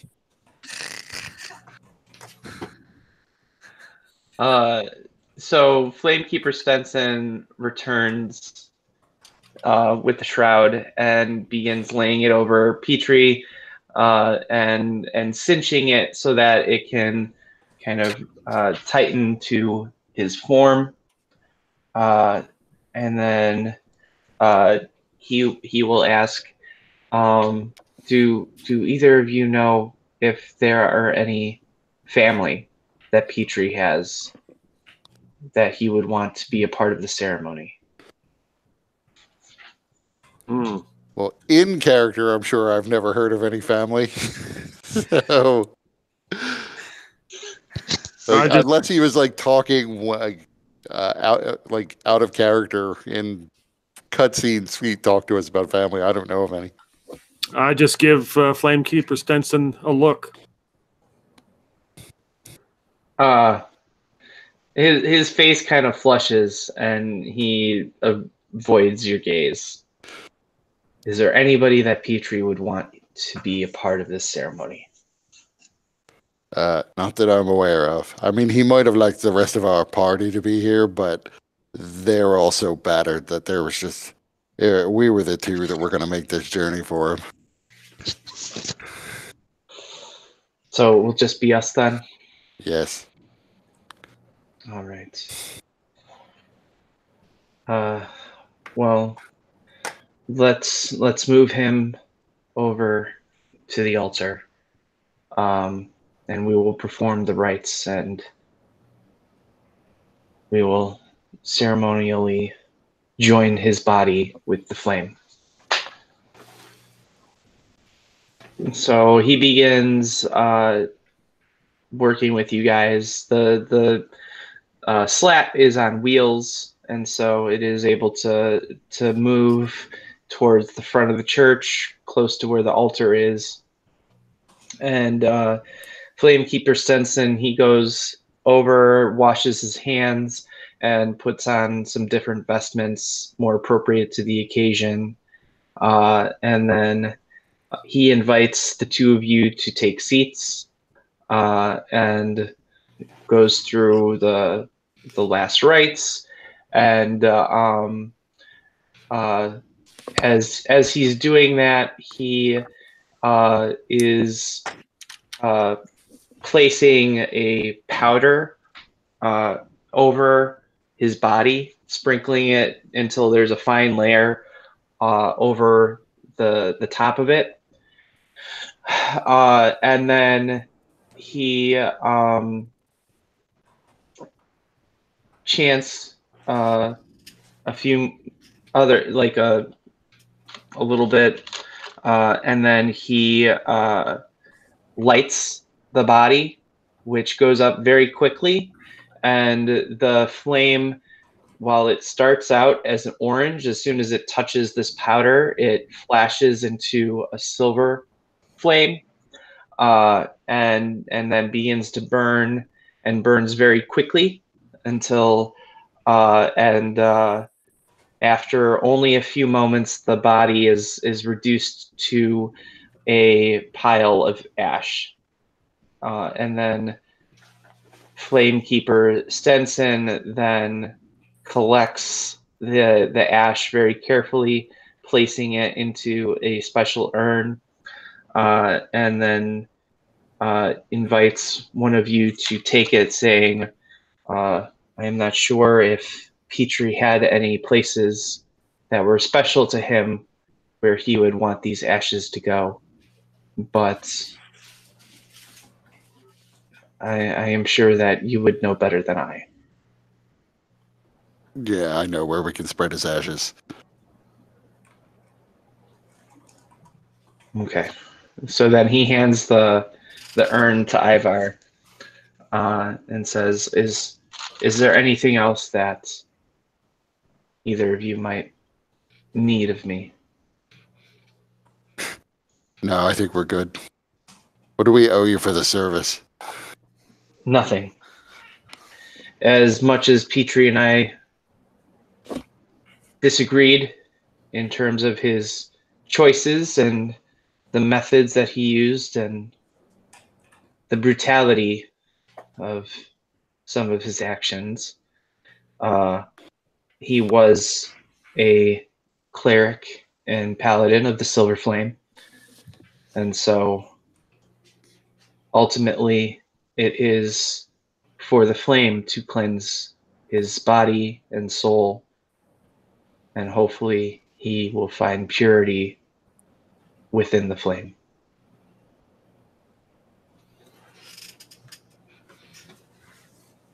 We thank you for your time.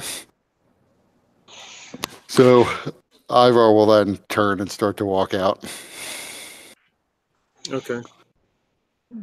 Kolmar, any reactions or thoughts?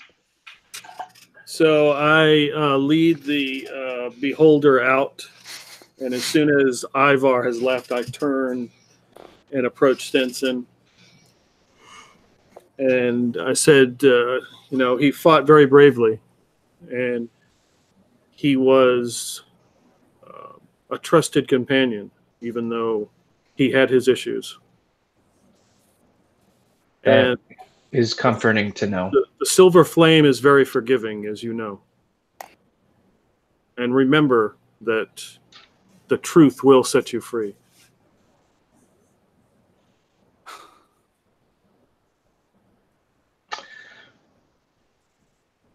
Heavy words. I will reflect upon them, Colmar.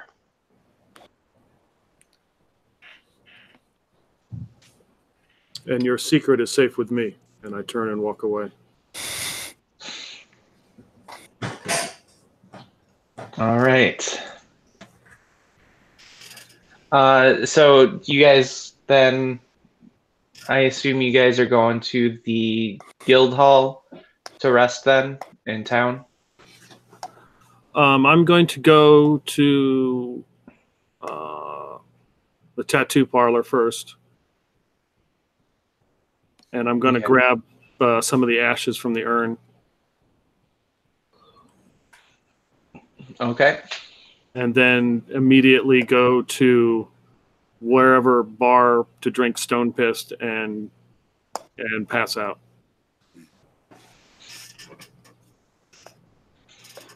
Okay. So I will not go to the tattoo parlor. Did you get a tattoo with the ashes? Yeah, it's exactly what I did. But I will go to have a drink in Petrie's honor, and then wherever Colmar wants to crash. I've never actually stayed in this town, so wherever he wants to sleep for the night and rest, I'll go there. I want to know what the tattoo is. I want to know where is he getting the tattoo? Because if it's Petrie, the crotch would not be an inappropriate place to get a tattoo. Yep. Petrie's only tattoo was tramp stamp, so maybe you could go there. No. No, the tattoo is right next to Fenris's tattoo on his forearm. All right. So you go get some stone piss, pass out. Ivar, you said that you're doing what now? I will go and drink stone piss in Petrie's honor, and then go and pass out. Okay. Well, and then I'll go and continue to talk to my rock, and then pass out. Okay. All right, and then Tacitus, I got your note. We'll handle that. Marthau, did you have anything? Do you wake up at all while they're away to do anything? Literally.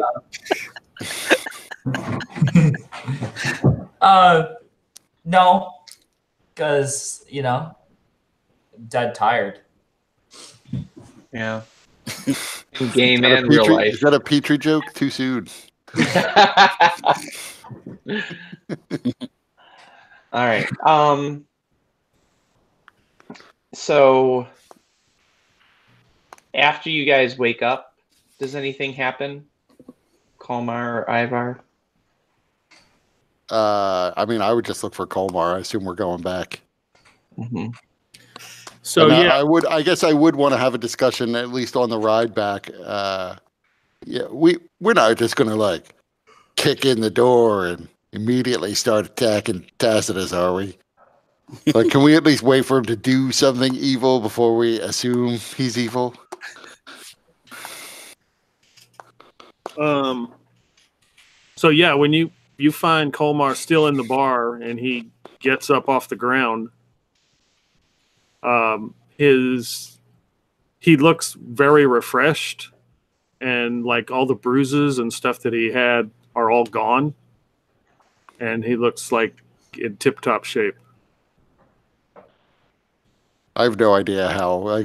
How much strength does Ivar gain back after one rest? I imagine he still looks pretty battered and bruised. 2 strength. Roll a d12. Something. So he's above half strength at least.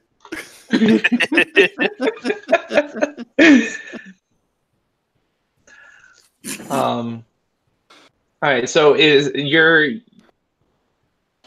the way that you appear, Colmar, is much better than one would expect after just a night's rest. Yeah, especially laying on the floor of a tavern. Okay.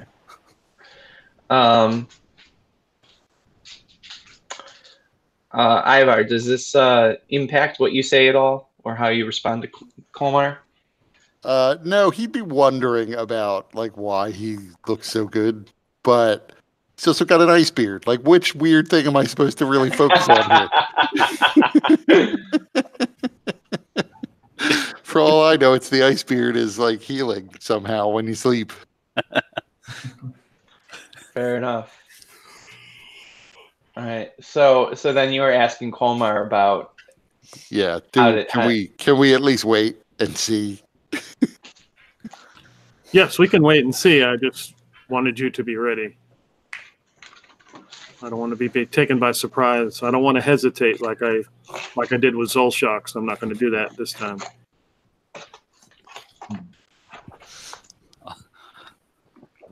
It would not be wise to hesitate against a well-armored wizard.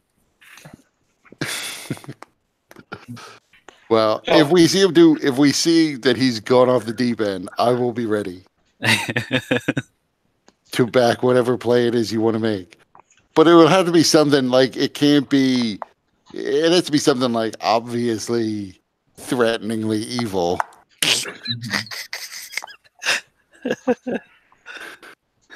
Okay. Because we all tiptoe the line. Right. I mean, I don't want like he eats French fries with mayonnaise. I mean, that's pretty evil.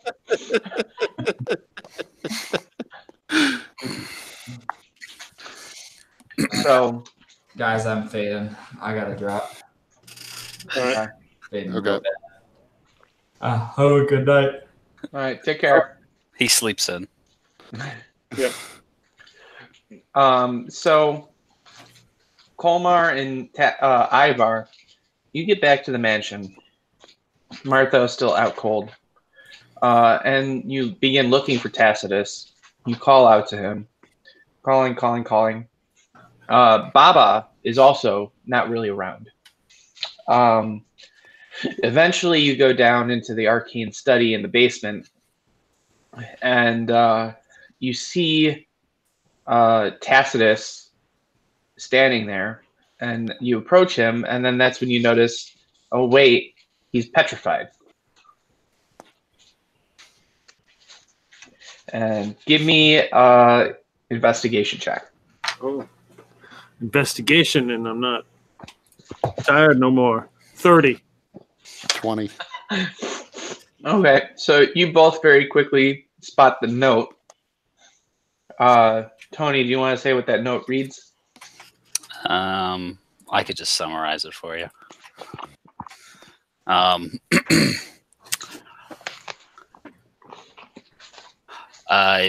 Basically, it's a very brief note. He's got like chicken scratch handwriting, but it basically says that in order to protect you guys and his mind, he has to stop the corruption. So this is the most efficient way he could think of. And that he has asked Baba to look into how to remove the mask. And that he is not to be cleansed of the state without having that entirely settled. So I guess at that I would I guess first I would go and get Marthal so that he can come see this new statue form of Tacitus.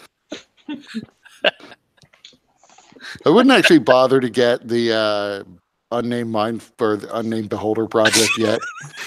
So, you didn't really know Tacitus that well, except how he was going to die. Right, but the beholder guy would find his way down there. Right. Like, And so we're all sort of staring at this frozen form, and then I'd say to Colmar, "Well, I guess he's not such a danger." I mean, it seems as though you were right. He could have been a danger, but he recognized that himself and froze himself in place to try to stop it. I mean, I myself think that's legs still sorry. there? What was that? I was curious if the spectral crab arms are still there. They are, but because being petrified in the condition that you were, you would have tipped over. So they've kind of created their it's like a tripod situation where they're supporting you from your back and you're kind of leaning on your tiptoes because you're all bound like that. Sure. Was Baba down there when we found him? Mm-mm. Baba's nowhere to be seen. I wish Baba were here because I have a few questions about how long this is going to take for him. But on the other hand, freezing yourself as a statue seems like it's probably pretty restful right now. It's probably not that bad thing for anyone to do. So with everyone there, I would say, like, you know what? I myself feel like I have to clear my head after this. I mean, one of the gnomish rituals we have is just you take time to sit and think about all that's happened to you and to try to make sense of your life and what path you're on. And I can say for certain that you are all, even Petrie, remarkable people. Crazy and preternaturally prone to attracting the weirdest, most fucked up shit this world has to offer. But nonetheless, remarkable in how you can withstand it all. Even Petrie, for as much as I teased him, did have his moments that were beyond what I would have expected of any mortal being. And we'd all be dead, especially me. I'd be clearly dead if it weren't for Petrie. So I'm glad we were at least able to send him off in the way that his religion requires. Granted, he also tried to kill himself, and so it's a fucked up legend that Petrie was. But a legend nonetheless. It's my honor to be a part of this group, is I guess what I'm trying to say. But we do need to consider the risks that we're taking and why it is that we're taking them, because nobody's actually paying us to go try to deal with this Dalkir creature that might be out there that you ran into before. And then I look around and realize that it's really just Marthau and Colmar at this point who ran into that creature. The beholder is floating around. It might be on that thing there, might actually be on the Dalkir side, or at least want to tell it how it's going to die when we finally run into it. You know, we take a lot of risk, and as a result, Petrie's now dead. He's just a kid, and he's dead. And I right now at this moment, I can't say for what. Dead heroes can't help anyone anymore, so hopefully he got us to where we needed to be to help someone in the future. So anyway, I am going to take at least a couple of weeks to clear my head and figure out what we're doing with all this. And then I'll be ready to go back into the mountains with you. But prior to then, I need to live off the land, live by myself with my own thoughts for a while. But understand, I will be back and I will be ready to go, because I can't completely give up on the fact that this is, strange as it may sound, possibly one of the greatest group of heroes this continent has. We look forward. Hopefully, by the time I get back, Tacitus will have returned and they'll have found a way to get the mask off. I like you, Peter. You're just like, nope. Do you mind, Mike? Huh? Do you mind? No, that's a pretty good time. So there's a knock on the door. at the front of the mansion. And I said, Ivar, you are always welcome back. Just don't bring any of those damn cats. And I go to get the door. After he leaves, I will say, no promises. So I go to get the door with Beholder in tow. You see a very red-skinned, black-eyed tiefling with very short horns, a black and with white pinstripe suit, with a shield on his back and a rapier, sort of, but also kind of on his back, I guess. He's just standing there. He's like, very nice house. Mm-hmm. What do you want? Are you by chance the one of the members searching for the Delkir? Could be. Perfect! And I walk in.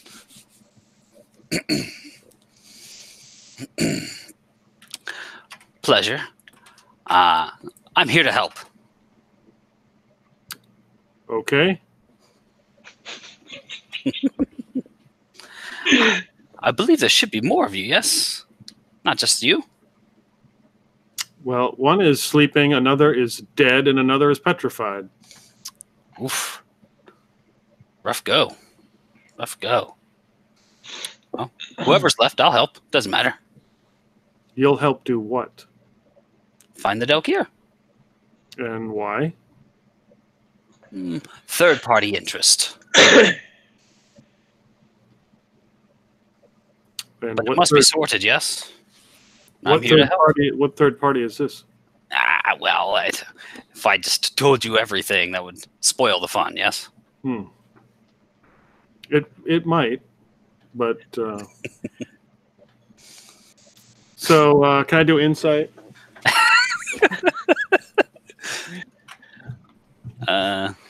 Just I because guess I the gotta- literal devil turns up at your door.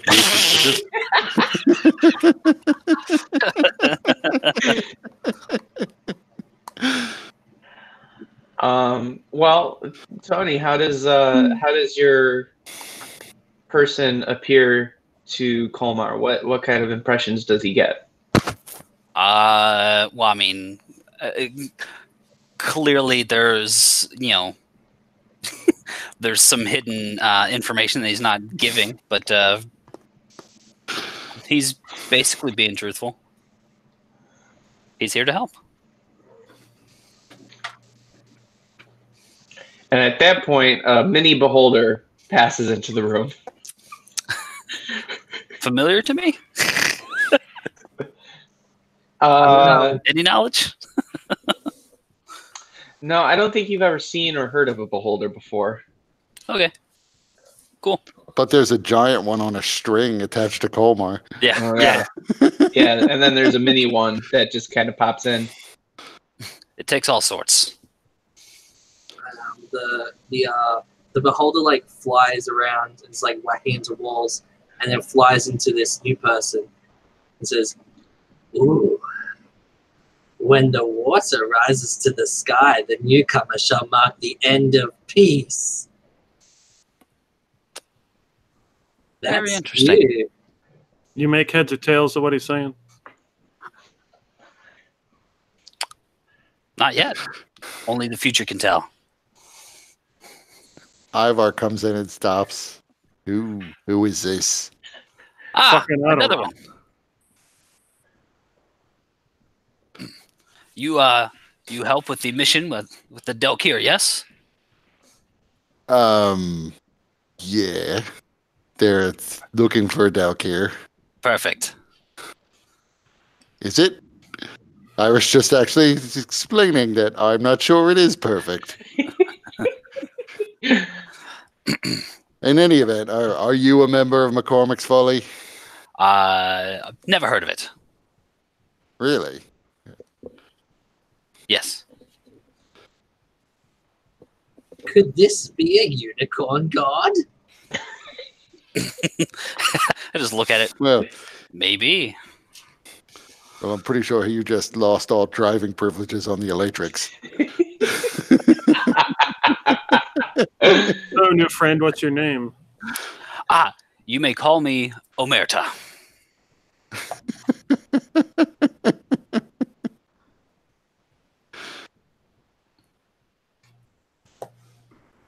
And where do you hail from? From a very faraway place. You've likely never heard of it. So how is it that you are aware that we're searching for a Dalkir, but not aware that we're part of a mercenary company called McCormick's Folly? I hear very select secrets. Right, but one is not even really a secret, that we're a part of an adventuring company called McCormick's Folly. Like, also, the location of this mansion is not a secret. You seem to have found that out. Indeed. Well, luckily, I mean, I am, according to Martha, now part owner of McCormick's Folly, but I am, I like to think of myself as a majority stakeholder, or minority stakeholder, I should say.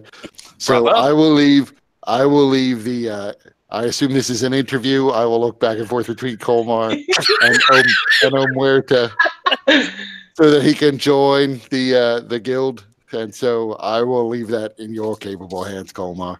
I am leaving for a couple of weeks, Omuerta, and I will see you presumably when I return if you make the cut. I think you've got to answer the riddles of the mini beholder in order to join.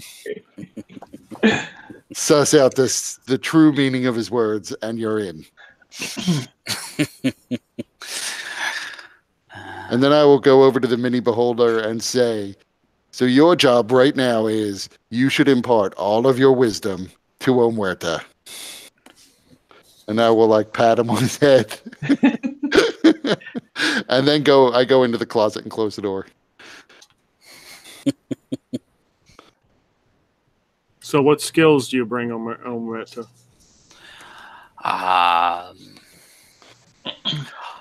Quite handy with this blade. Know a little bit of magic. I've got skills, I promise. The Dalkir are very intense creatures. One doesn't just seek them lightly. Let's just say, hypothetically, you were to fall in combat and I was to reanimate your corpse and use it. How do you feel about that? Well, reuse, recycle, yes? Well, you're in. Congratulations.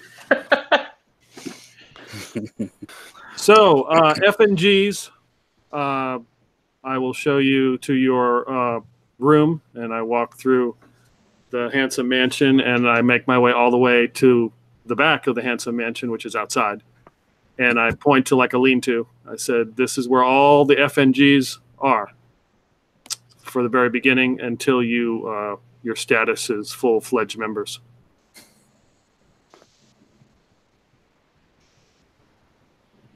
That's when the bullet kind of passes through, limping along because it's pretty much nearly dead. All of its insides have been spilled out long ago. It's rotted profusely, but it's still kind of limping along, and it kind of comes into view, looks at Colmar and Omerta, and goes, and then turns back and just starts limping off again. I believe your guard dog has seen better days. Might be time to get a new one. Oh, I need to do some work on that.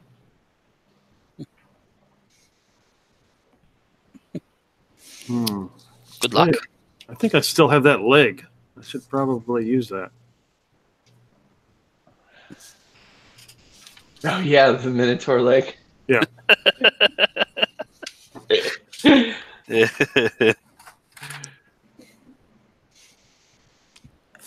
So while they're outside, Ivar has climbed to the roof of the handsome mansion and is standing on the roof, and will yell for anybody who's immediately like right below him to get out of the way, and takes out the urn full of ashes for Petrie. Well, with the wind, whatever side, I guess, with the wind blowing away from him is how I imagine this happening. It's a Big Lebowski situation. Yeah, I don't need a mouthful of Petrie's ashes.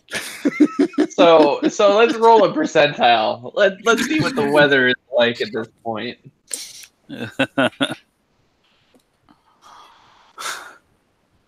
I mean, actually, no, it's fine. I don't need. It's even better if I get up there and I'm disappointed because the wind is coming towards me. That's fine too. Because what I will do is, I will, with my bow in one hand and the urn in the other, I'm just going to hurl the thing into the air, and then magic Zoriat arrow. And I will. Poof. Yeah, I will even use the arcane shot to create a force explosion to blow the thing apart. So his ashes just get scattered everywhere. Very effectively. Was there Rest anybody in who was peace, Petrie. You deserve better than you got. Was there anybody who looked injured? I know I know Ivar was like strength drained, but anybody like I was a little physically injured from the last fight, but I rested since then. Well, I was like down like 20 hit points at most. So maybe a couple of bruises, but nothing significant. Right. All right. Oh yeah, because you guys rested at the inn. Yeah. Yep. All right. And Colmar looks just like brand spanking new, ready to go.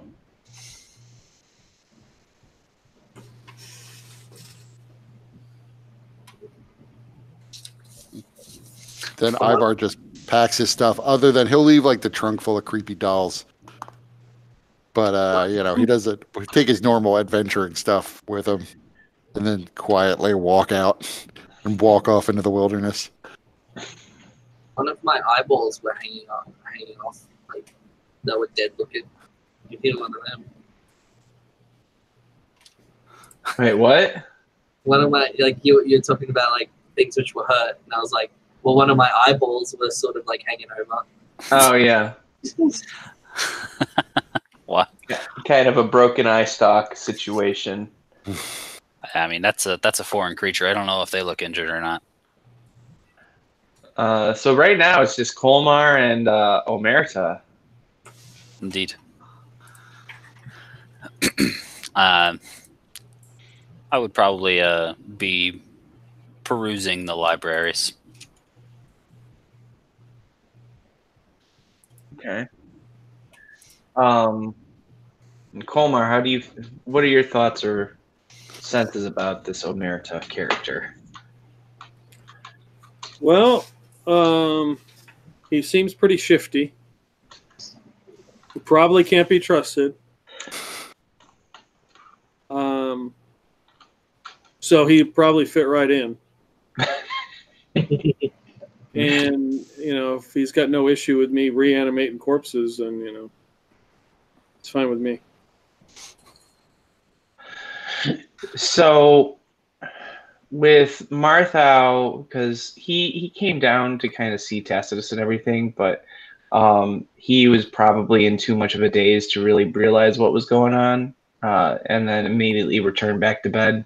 Mm-hmm. To lay with Charles, who's also too hurt to be walking around.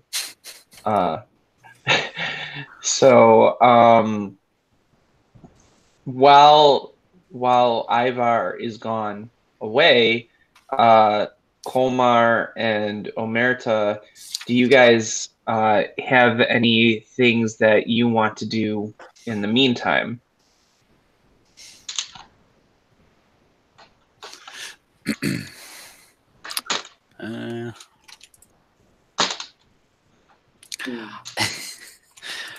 I would probably just be bugging them to get moving. Colmar, what about with all the treasure and everything that's still left in Zelshax's lair? Would you be working to try and get any of that?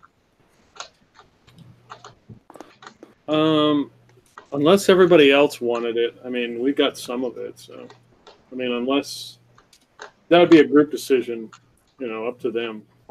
I'm really not interested in going back. But if everybody wants to go back and get some stuff, that's fine. Because some of those things, the enchantments they seemed to be significant in terms of their power and the complexity of the enchantments. So at the very least, some of those things would be worthwhile grabbing. As well as just in general the BS arms and armor, since those are said to be fairly effective against creatures from Zoriat. But we'll say about a week passes, and for some reason, Colmar, you just get this sense, and you decide to just kind of go into Petrie's room. You kind of have this this feeling of loss and mourning that has kind of overcome you surprisingly, and after a moment, there is this blinding light in the middle of the room and a force that knocks you on your ass.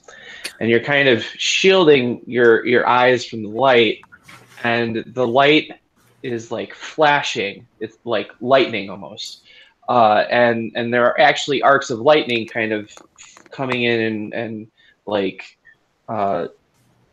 creating a shape, and then eventually the shape begins to flare out chaotically like a fire or a conflagration, and the silver light then begins coalescing into the shape of a person who is sort of suspended in midair, and then after a moment the light fades and this figure falls to the ground. Okay. And next to it appears a sword and a shield. Just kind of a flash, and there's a sword, and a flash, and there's a shield. And the shield is emblazoned, and both the shield and the sword are emblazoned with symbols of the Silver Flame. Okay.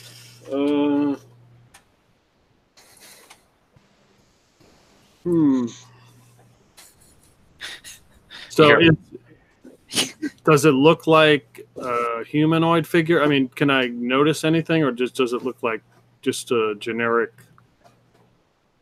Is it like any features or anything? Give me a perception check.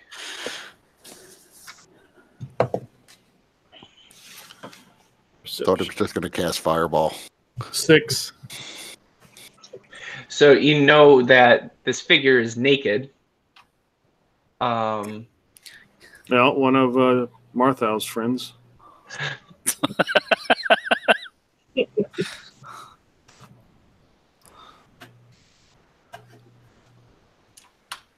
Okay. So, hello? Who are you?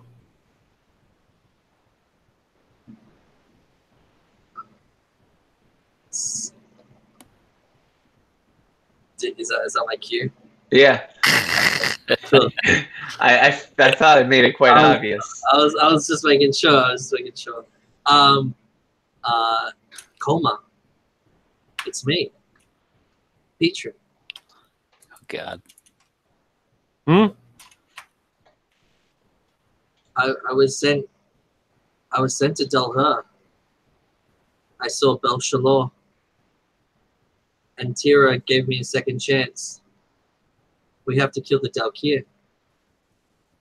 So does this look like Petrie? It does. His skin is a bit whiter and paler, almost a semi-luminescent quality to it. That wasn't there when Petrie was alive that you saw. But physically, he does appear very much as Petrie did in life. But he looks different. Yeah. So I Different. So I try to change into what Petrie looked like when I last saw him, and say, "No, you don't look like Petrie." I am his purest form. So hold on, Petrie or Brendan. Yeah. Colmar just physically changed into physically Petrie's into Petrie's form.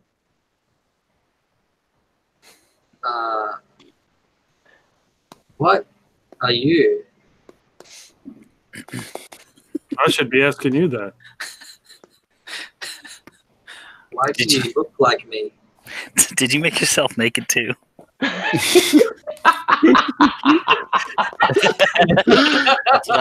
I must know. No, it's not that kind of show. Missed opportunities. How did you do that? Magic, Petrie. Come on, you know that. Petrie would know that. I have been stripped of such things. It is a part of my mission.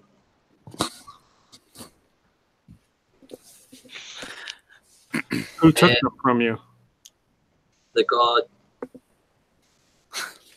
Tira took it from me. Man, Flamekeeper Stenson's gotta be laughing at me right now. No, I'm as useless as him, but not really.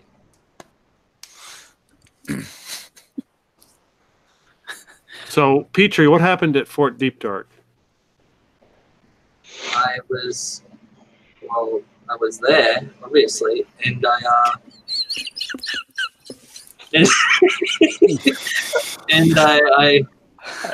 saved all the people. Well, you guys escaped. I did go back down. It was scary. It was very dark. You remember what happened with Zolshox? Well, yeah.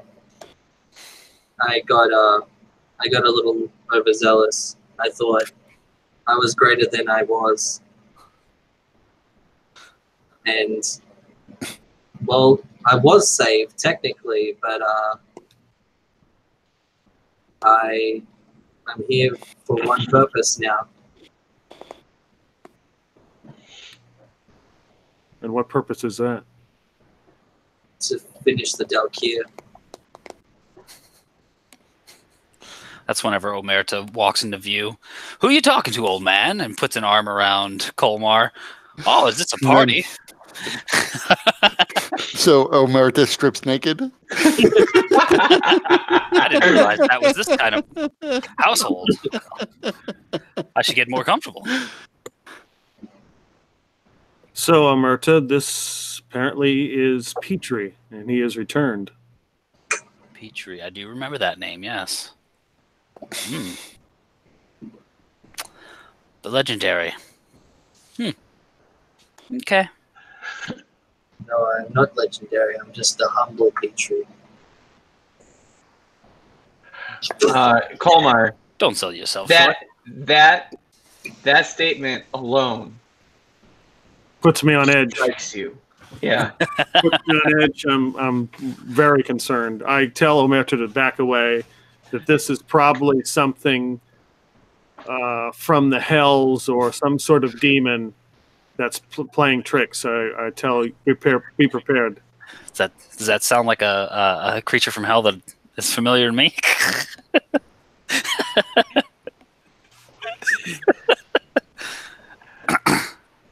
I did see hell, or what you would call it.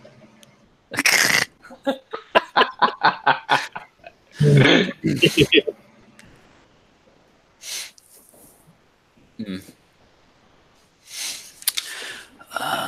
see here.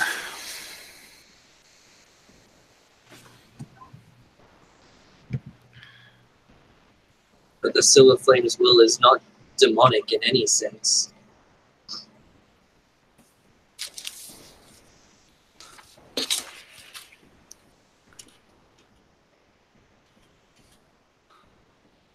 Hmm.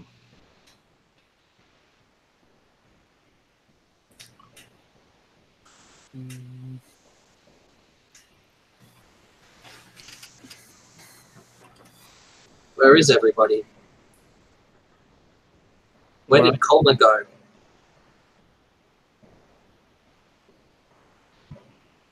So I turned back into Colmar. Oh. I'm right here. Okay, that's good.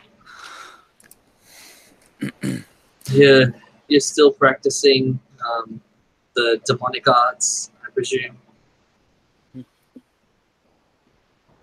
Yes, Petrie. Well, you will be saved. Do not worry. Omerta Saved from what? It feels like I'm in hell already. Omerta just leans in. A bit dim-witted, isn't he? I thought they would have fixed that. You have a potential of good inside of you, Colma. I saw what you did for me. And I point at your arm. Well, yeah, I mean, that was maybe premature at this point.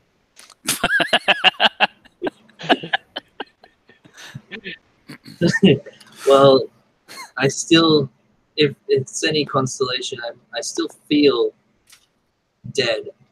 But I am here. The only thing that lives is this idea of killing the Dalkir. And it's evil.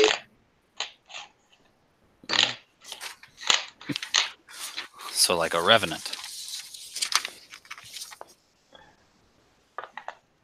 What is that?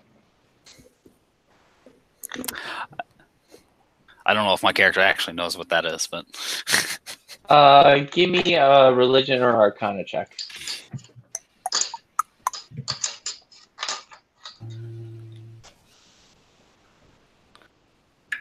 I mean, is this oh, go ahead. 17. Okay. I mean, Colmar, you with your expertise in the necromantic arts, you know exactly what a revenant is. Tacitus, or not Tacitus, Omerta, that's going to take me a while to get used to. Omerta, you've heard stories of people coming back from the dead with very specific tasks that they need to kind of unfinished business. Mhm. But you don't know any kind of specific knowledge around ghosts or revenants or anything like that. They kind of all roll into the same kind of mythology. Yeah. And you certainly have heard of these things with where you're from to some degree, though you have different words for them. All right.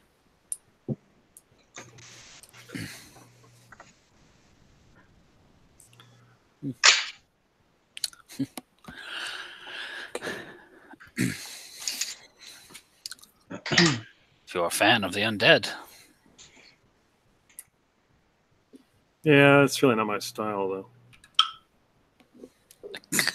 He's still carrying around the beholder. He's roaming through the house. Do you need something to replace the bullet? Yeah. So what should we call you, Petrie? 2.0? Well, if that makes you happy, I'm still Petrie. Still Petrie it is. Well, still Petrie. You gonna sit around naked the whole day, or find some clothing? Oh, should do that. And I bend over underneath my bed, and you see my butt, and I just grab some clothes. Petrie, this is Omerta. He is new. He's kind of shifty and probably shouldn't trust him, but he's part of the group now. Oh. Greetings. Yes. Hello. I hope you're helpful. Oh, I don't think I will disappoint. Don't be so sure. The time will be soon that we have to kill a Dalkia. I hope so. I've been waiting a week.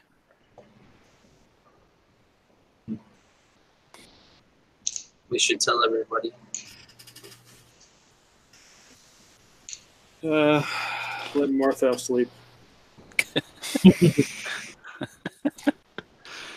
Where's the other beholder now? Just kind of moseying about, usually not too far away from the beholder corpse of Zelshox.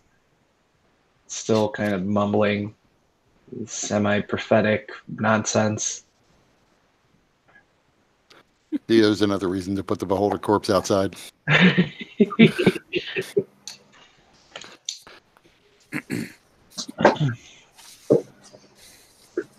All right, so some form or version of Petrie seems to have returned from the dead, despite the absence of actual physical body, since that was burned and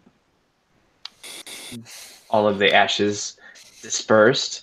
So, Kolmar, that's something that kind of strikes with you as well, because all of your knowledge of the necromantic arts indicate that the body needs to be, to some degree, intact, except for the very highest magical powers, in order to return somebody back to life.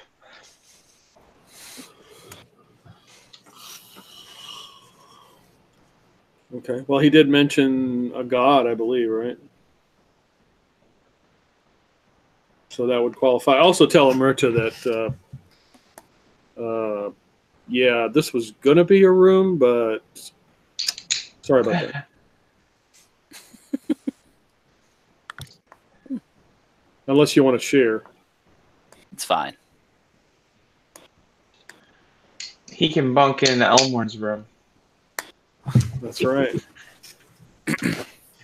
I mean, from the sounds I've been hearing, it sounds like your Martha is the one I should be bunking with.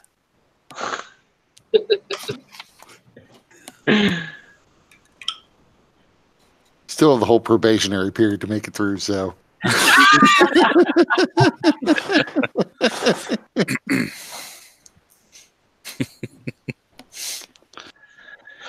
All right. So I think that this is probably a good stopping point. Now that the team is sort of, at least to some degree, reconvened,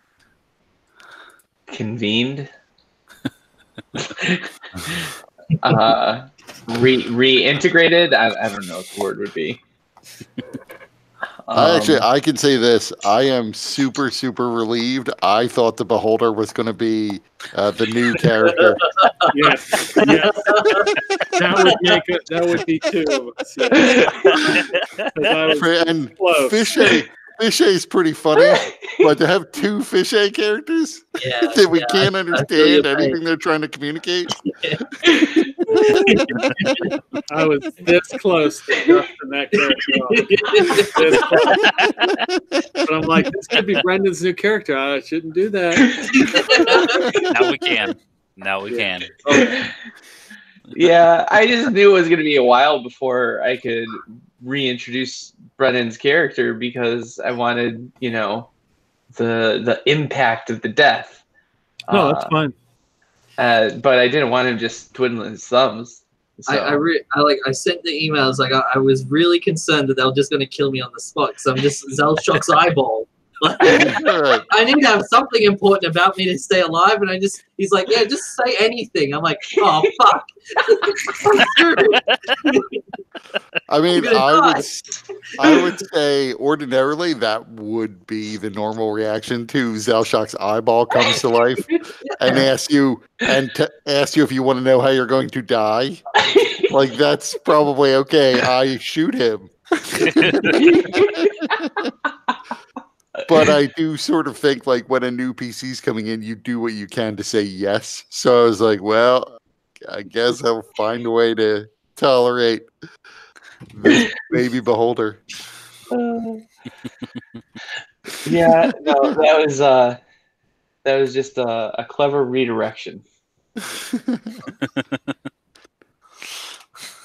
No, I think that actually worked really well. I enjoy the fact that there was this one potentially annoying character who comes in, but then new Petrie shows up. Thought that was effective. But yeah, you guys. And we still got to have the whole funeral for the other Petrie. Mm-hmm. Yeah. Well, and Brendan, I'm sure that you'll reveal it in due time, but there are some significant changes that he has undergone. So. It seems to be the theme of the episode. Yeah. There were significant changes actually in Tacitus last time, and then more to Tony's character this time. Yeah. It seems by the time Elmorn comes back, it'll just be like, who the fuck are you people, and why are you in this? Why are you in the Handsome Mansion? I step out for one day to go and check out my really awesome camp.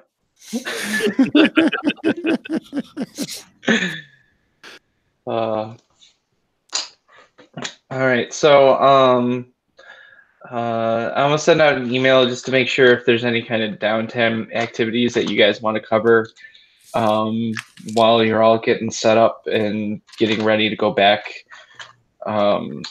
into the Biesh Mountains. Just as a reminder, the reason that you guys are crossing the mountains is to get into the Eldine Reaches, where you've heard there's some issues going on there, but also to speak to Olean, who is a Grand Druid and also an awakened tree. That part of the spear that had originally impaled and entrapped the Dalkir, the wood was made from Olean, the wood of the shaft. So just to kind of remind you guys kind of the reason that you were heading in that direction, since it's been a while since, Okay. Yeah, I'm sure. I'll write you in about a few things that are going on while Ivar's away or when he gets back. Yeah.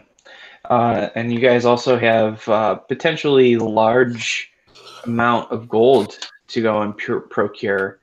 So also think about how you guys might want to spend that or allocate that or use that, if at all. Yeah, I forgot. Ivar actually left with the potions and rings you sent, but he'll bring them back. So.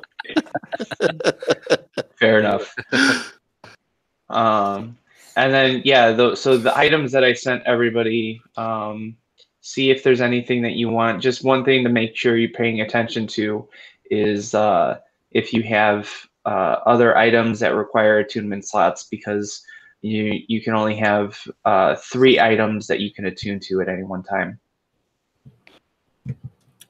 Okay. And yeah. Okay. See y'all later. All right. Take care, everyone. All right. Yeah. job, Mike. Thanks. What did you think about how? Because there's like so many changes going on with the group, and it's real interesting trying to figure out how to introduce all of that and manage it. So, Yeah. any thoughts? I thought what Tacitus did was pretty cool.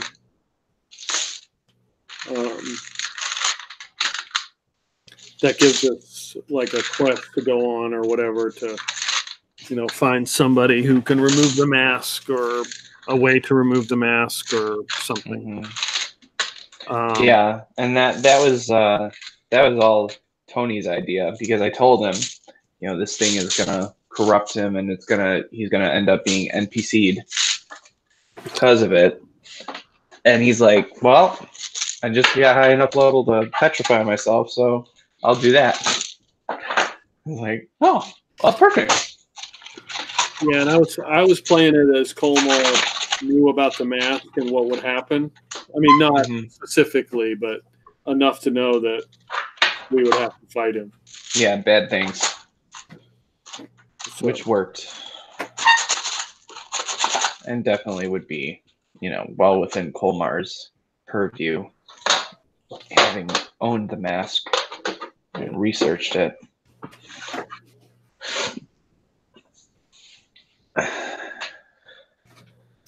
So, and Petrie, I was wondering what he was going to be. Yeah. I mean, Rendon. But, yeah, that's cool. I guess it's a Revenant, I guess. Is that? Kind of. Kind of. I mean, stat-wise, we're still treating him just like a half-elf, because the rules for a Revenant, the only ones that they have are through Unearthed Arcana, and I really didn't like what they had set up. So I was just like, we'll just say that you're revived. You count as undead, but otherwise you're still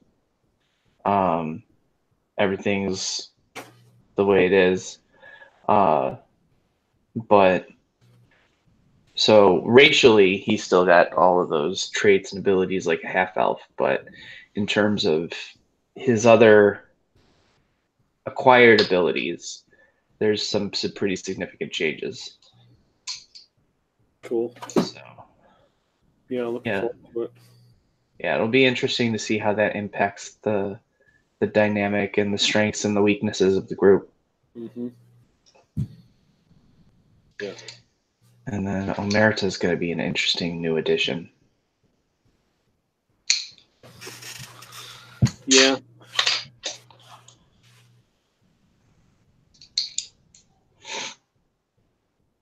Tiefling. Okay. Mm-hmm. Yeah, not very common.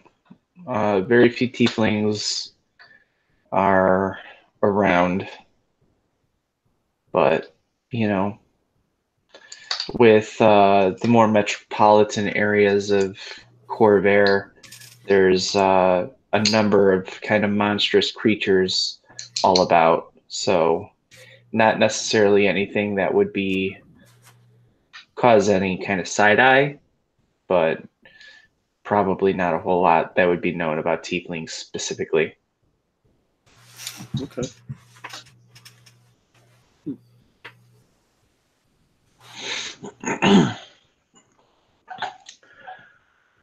All right, I gotta get to bed. I'm like falling asleep. Yeah, me too. I got overtime this week, so. Ugh. All right. Well, I'll see you Thursday. Oh yeah. Excellent. All right. Take care, man. All right, you too.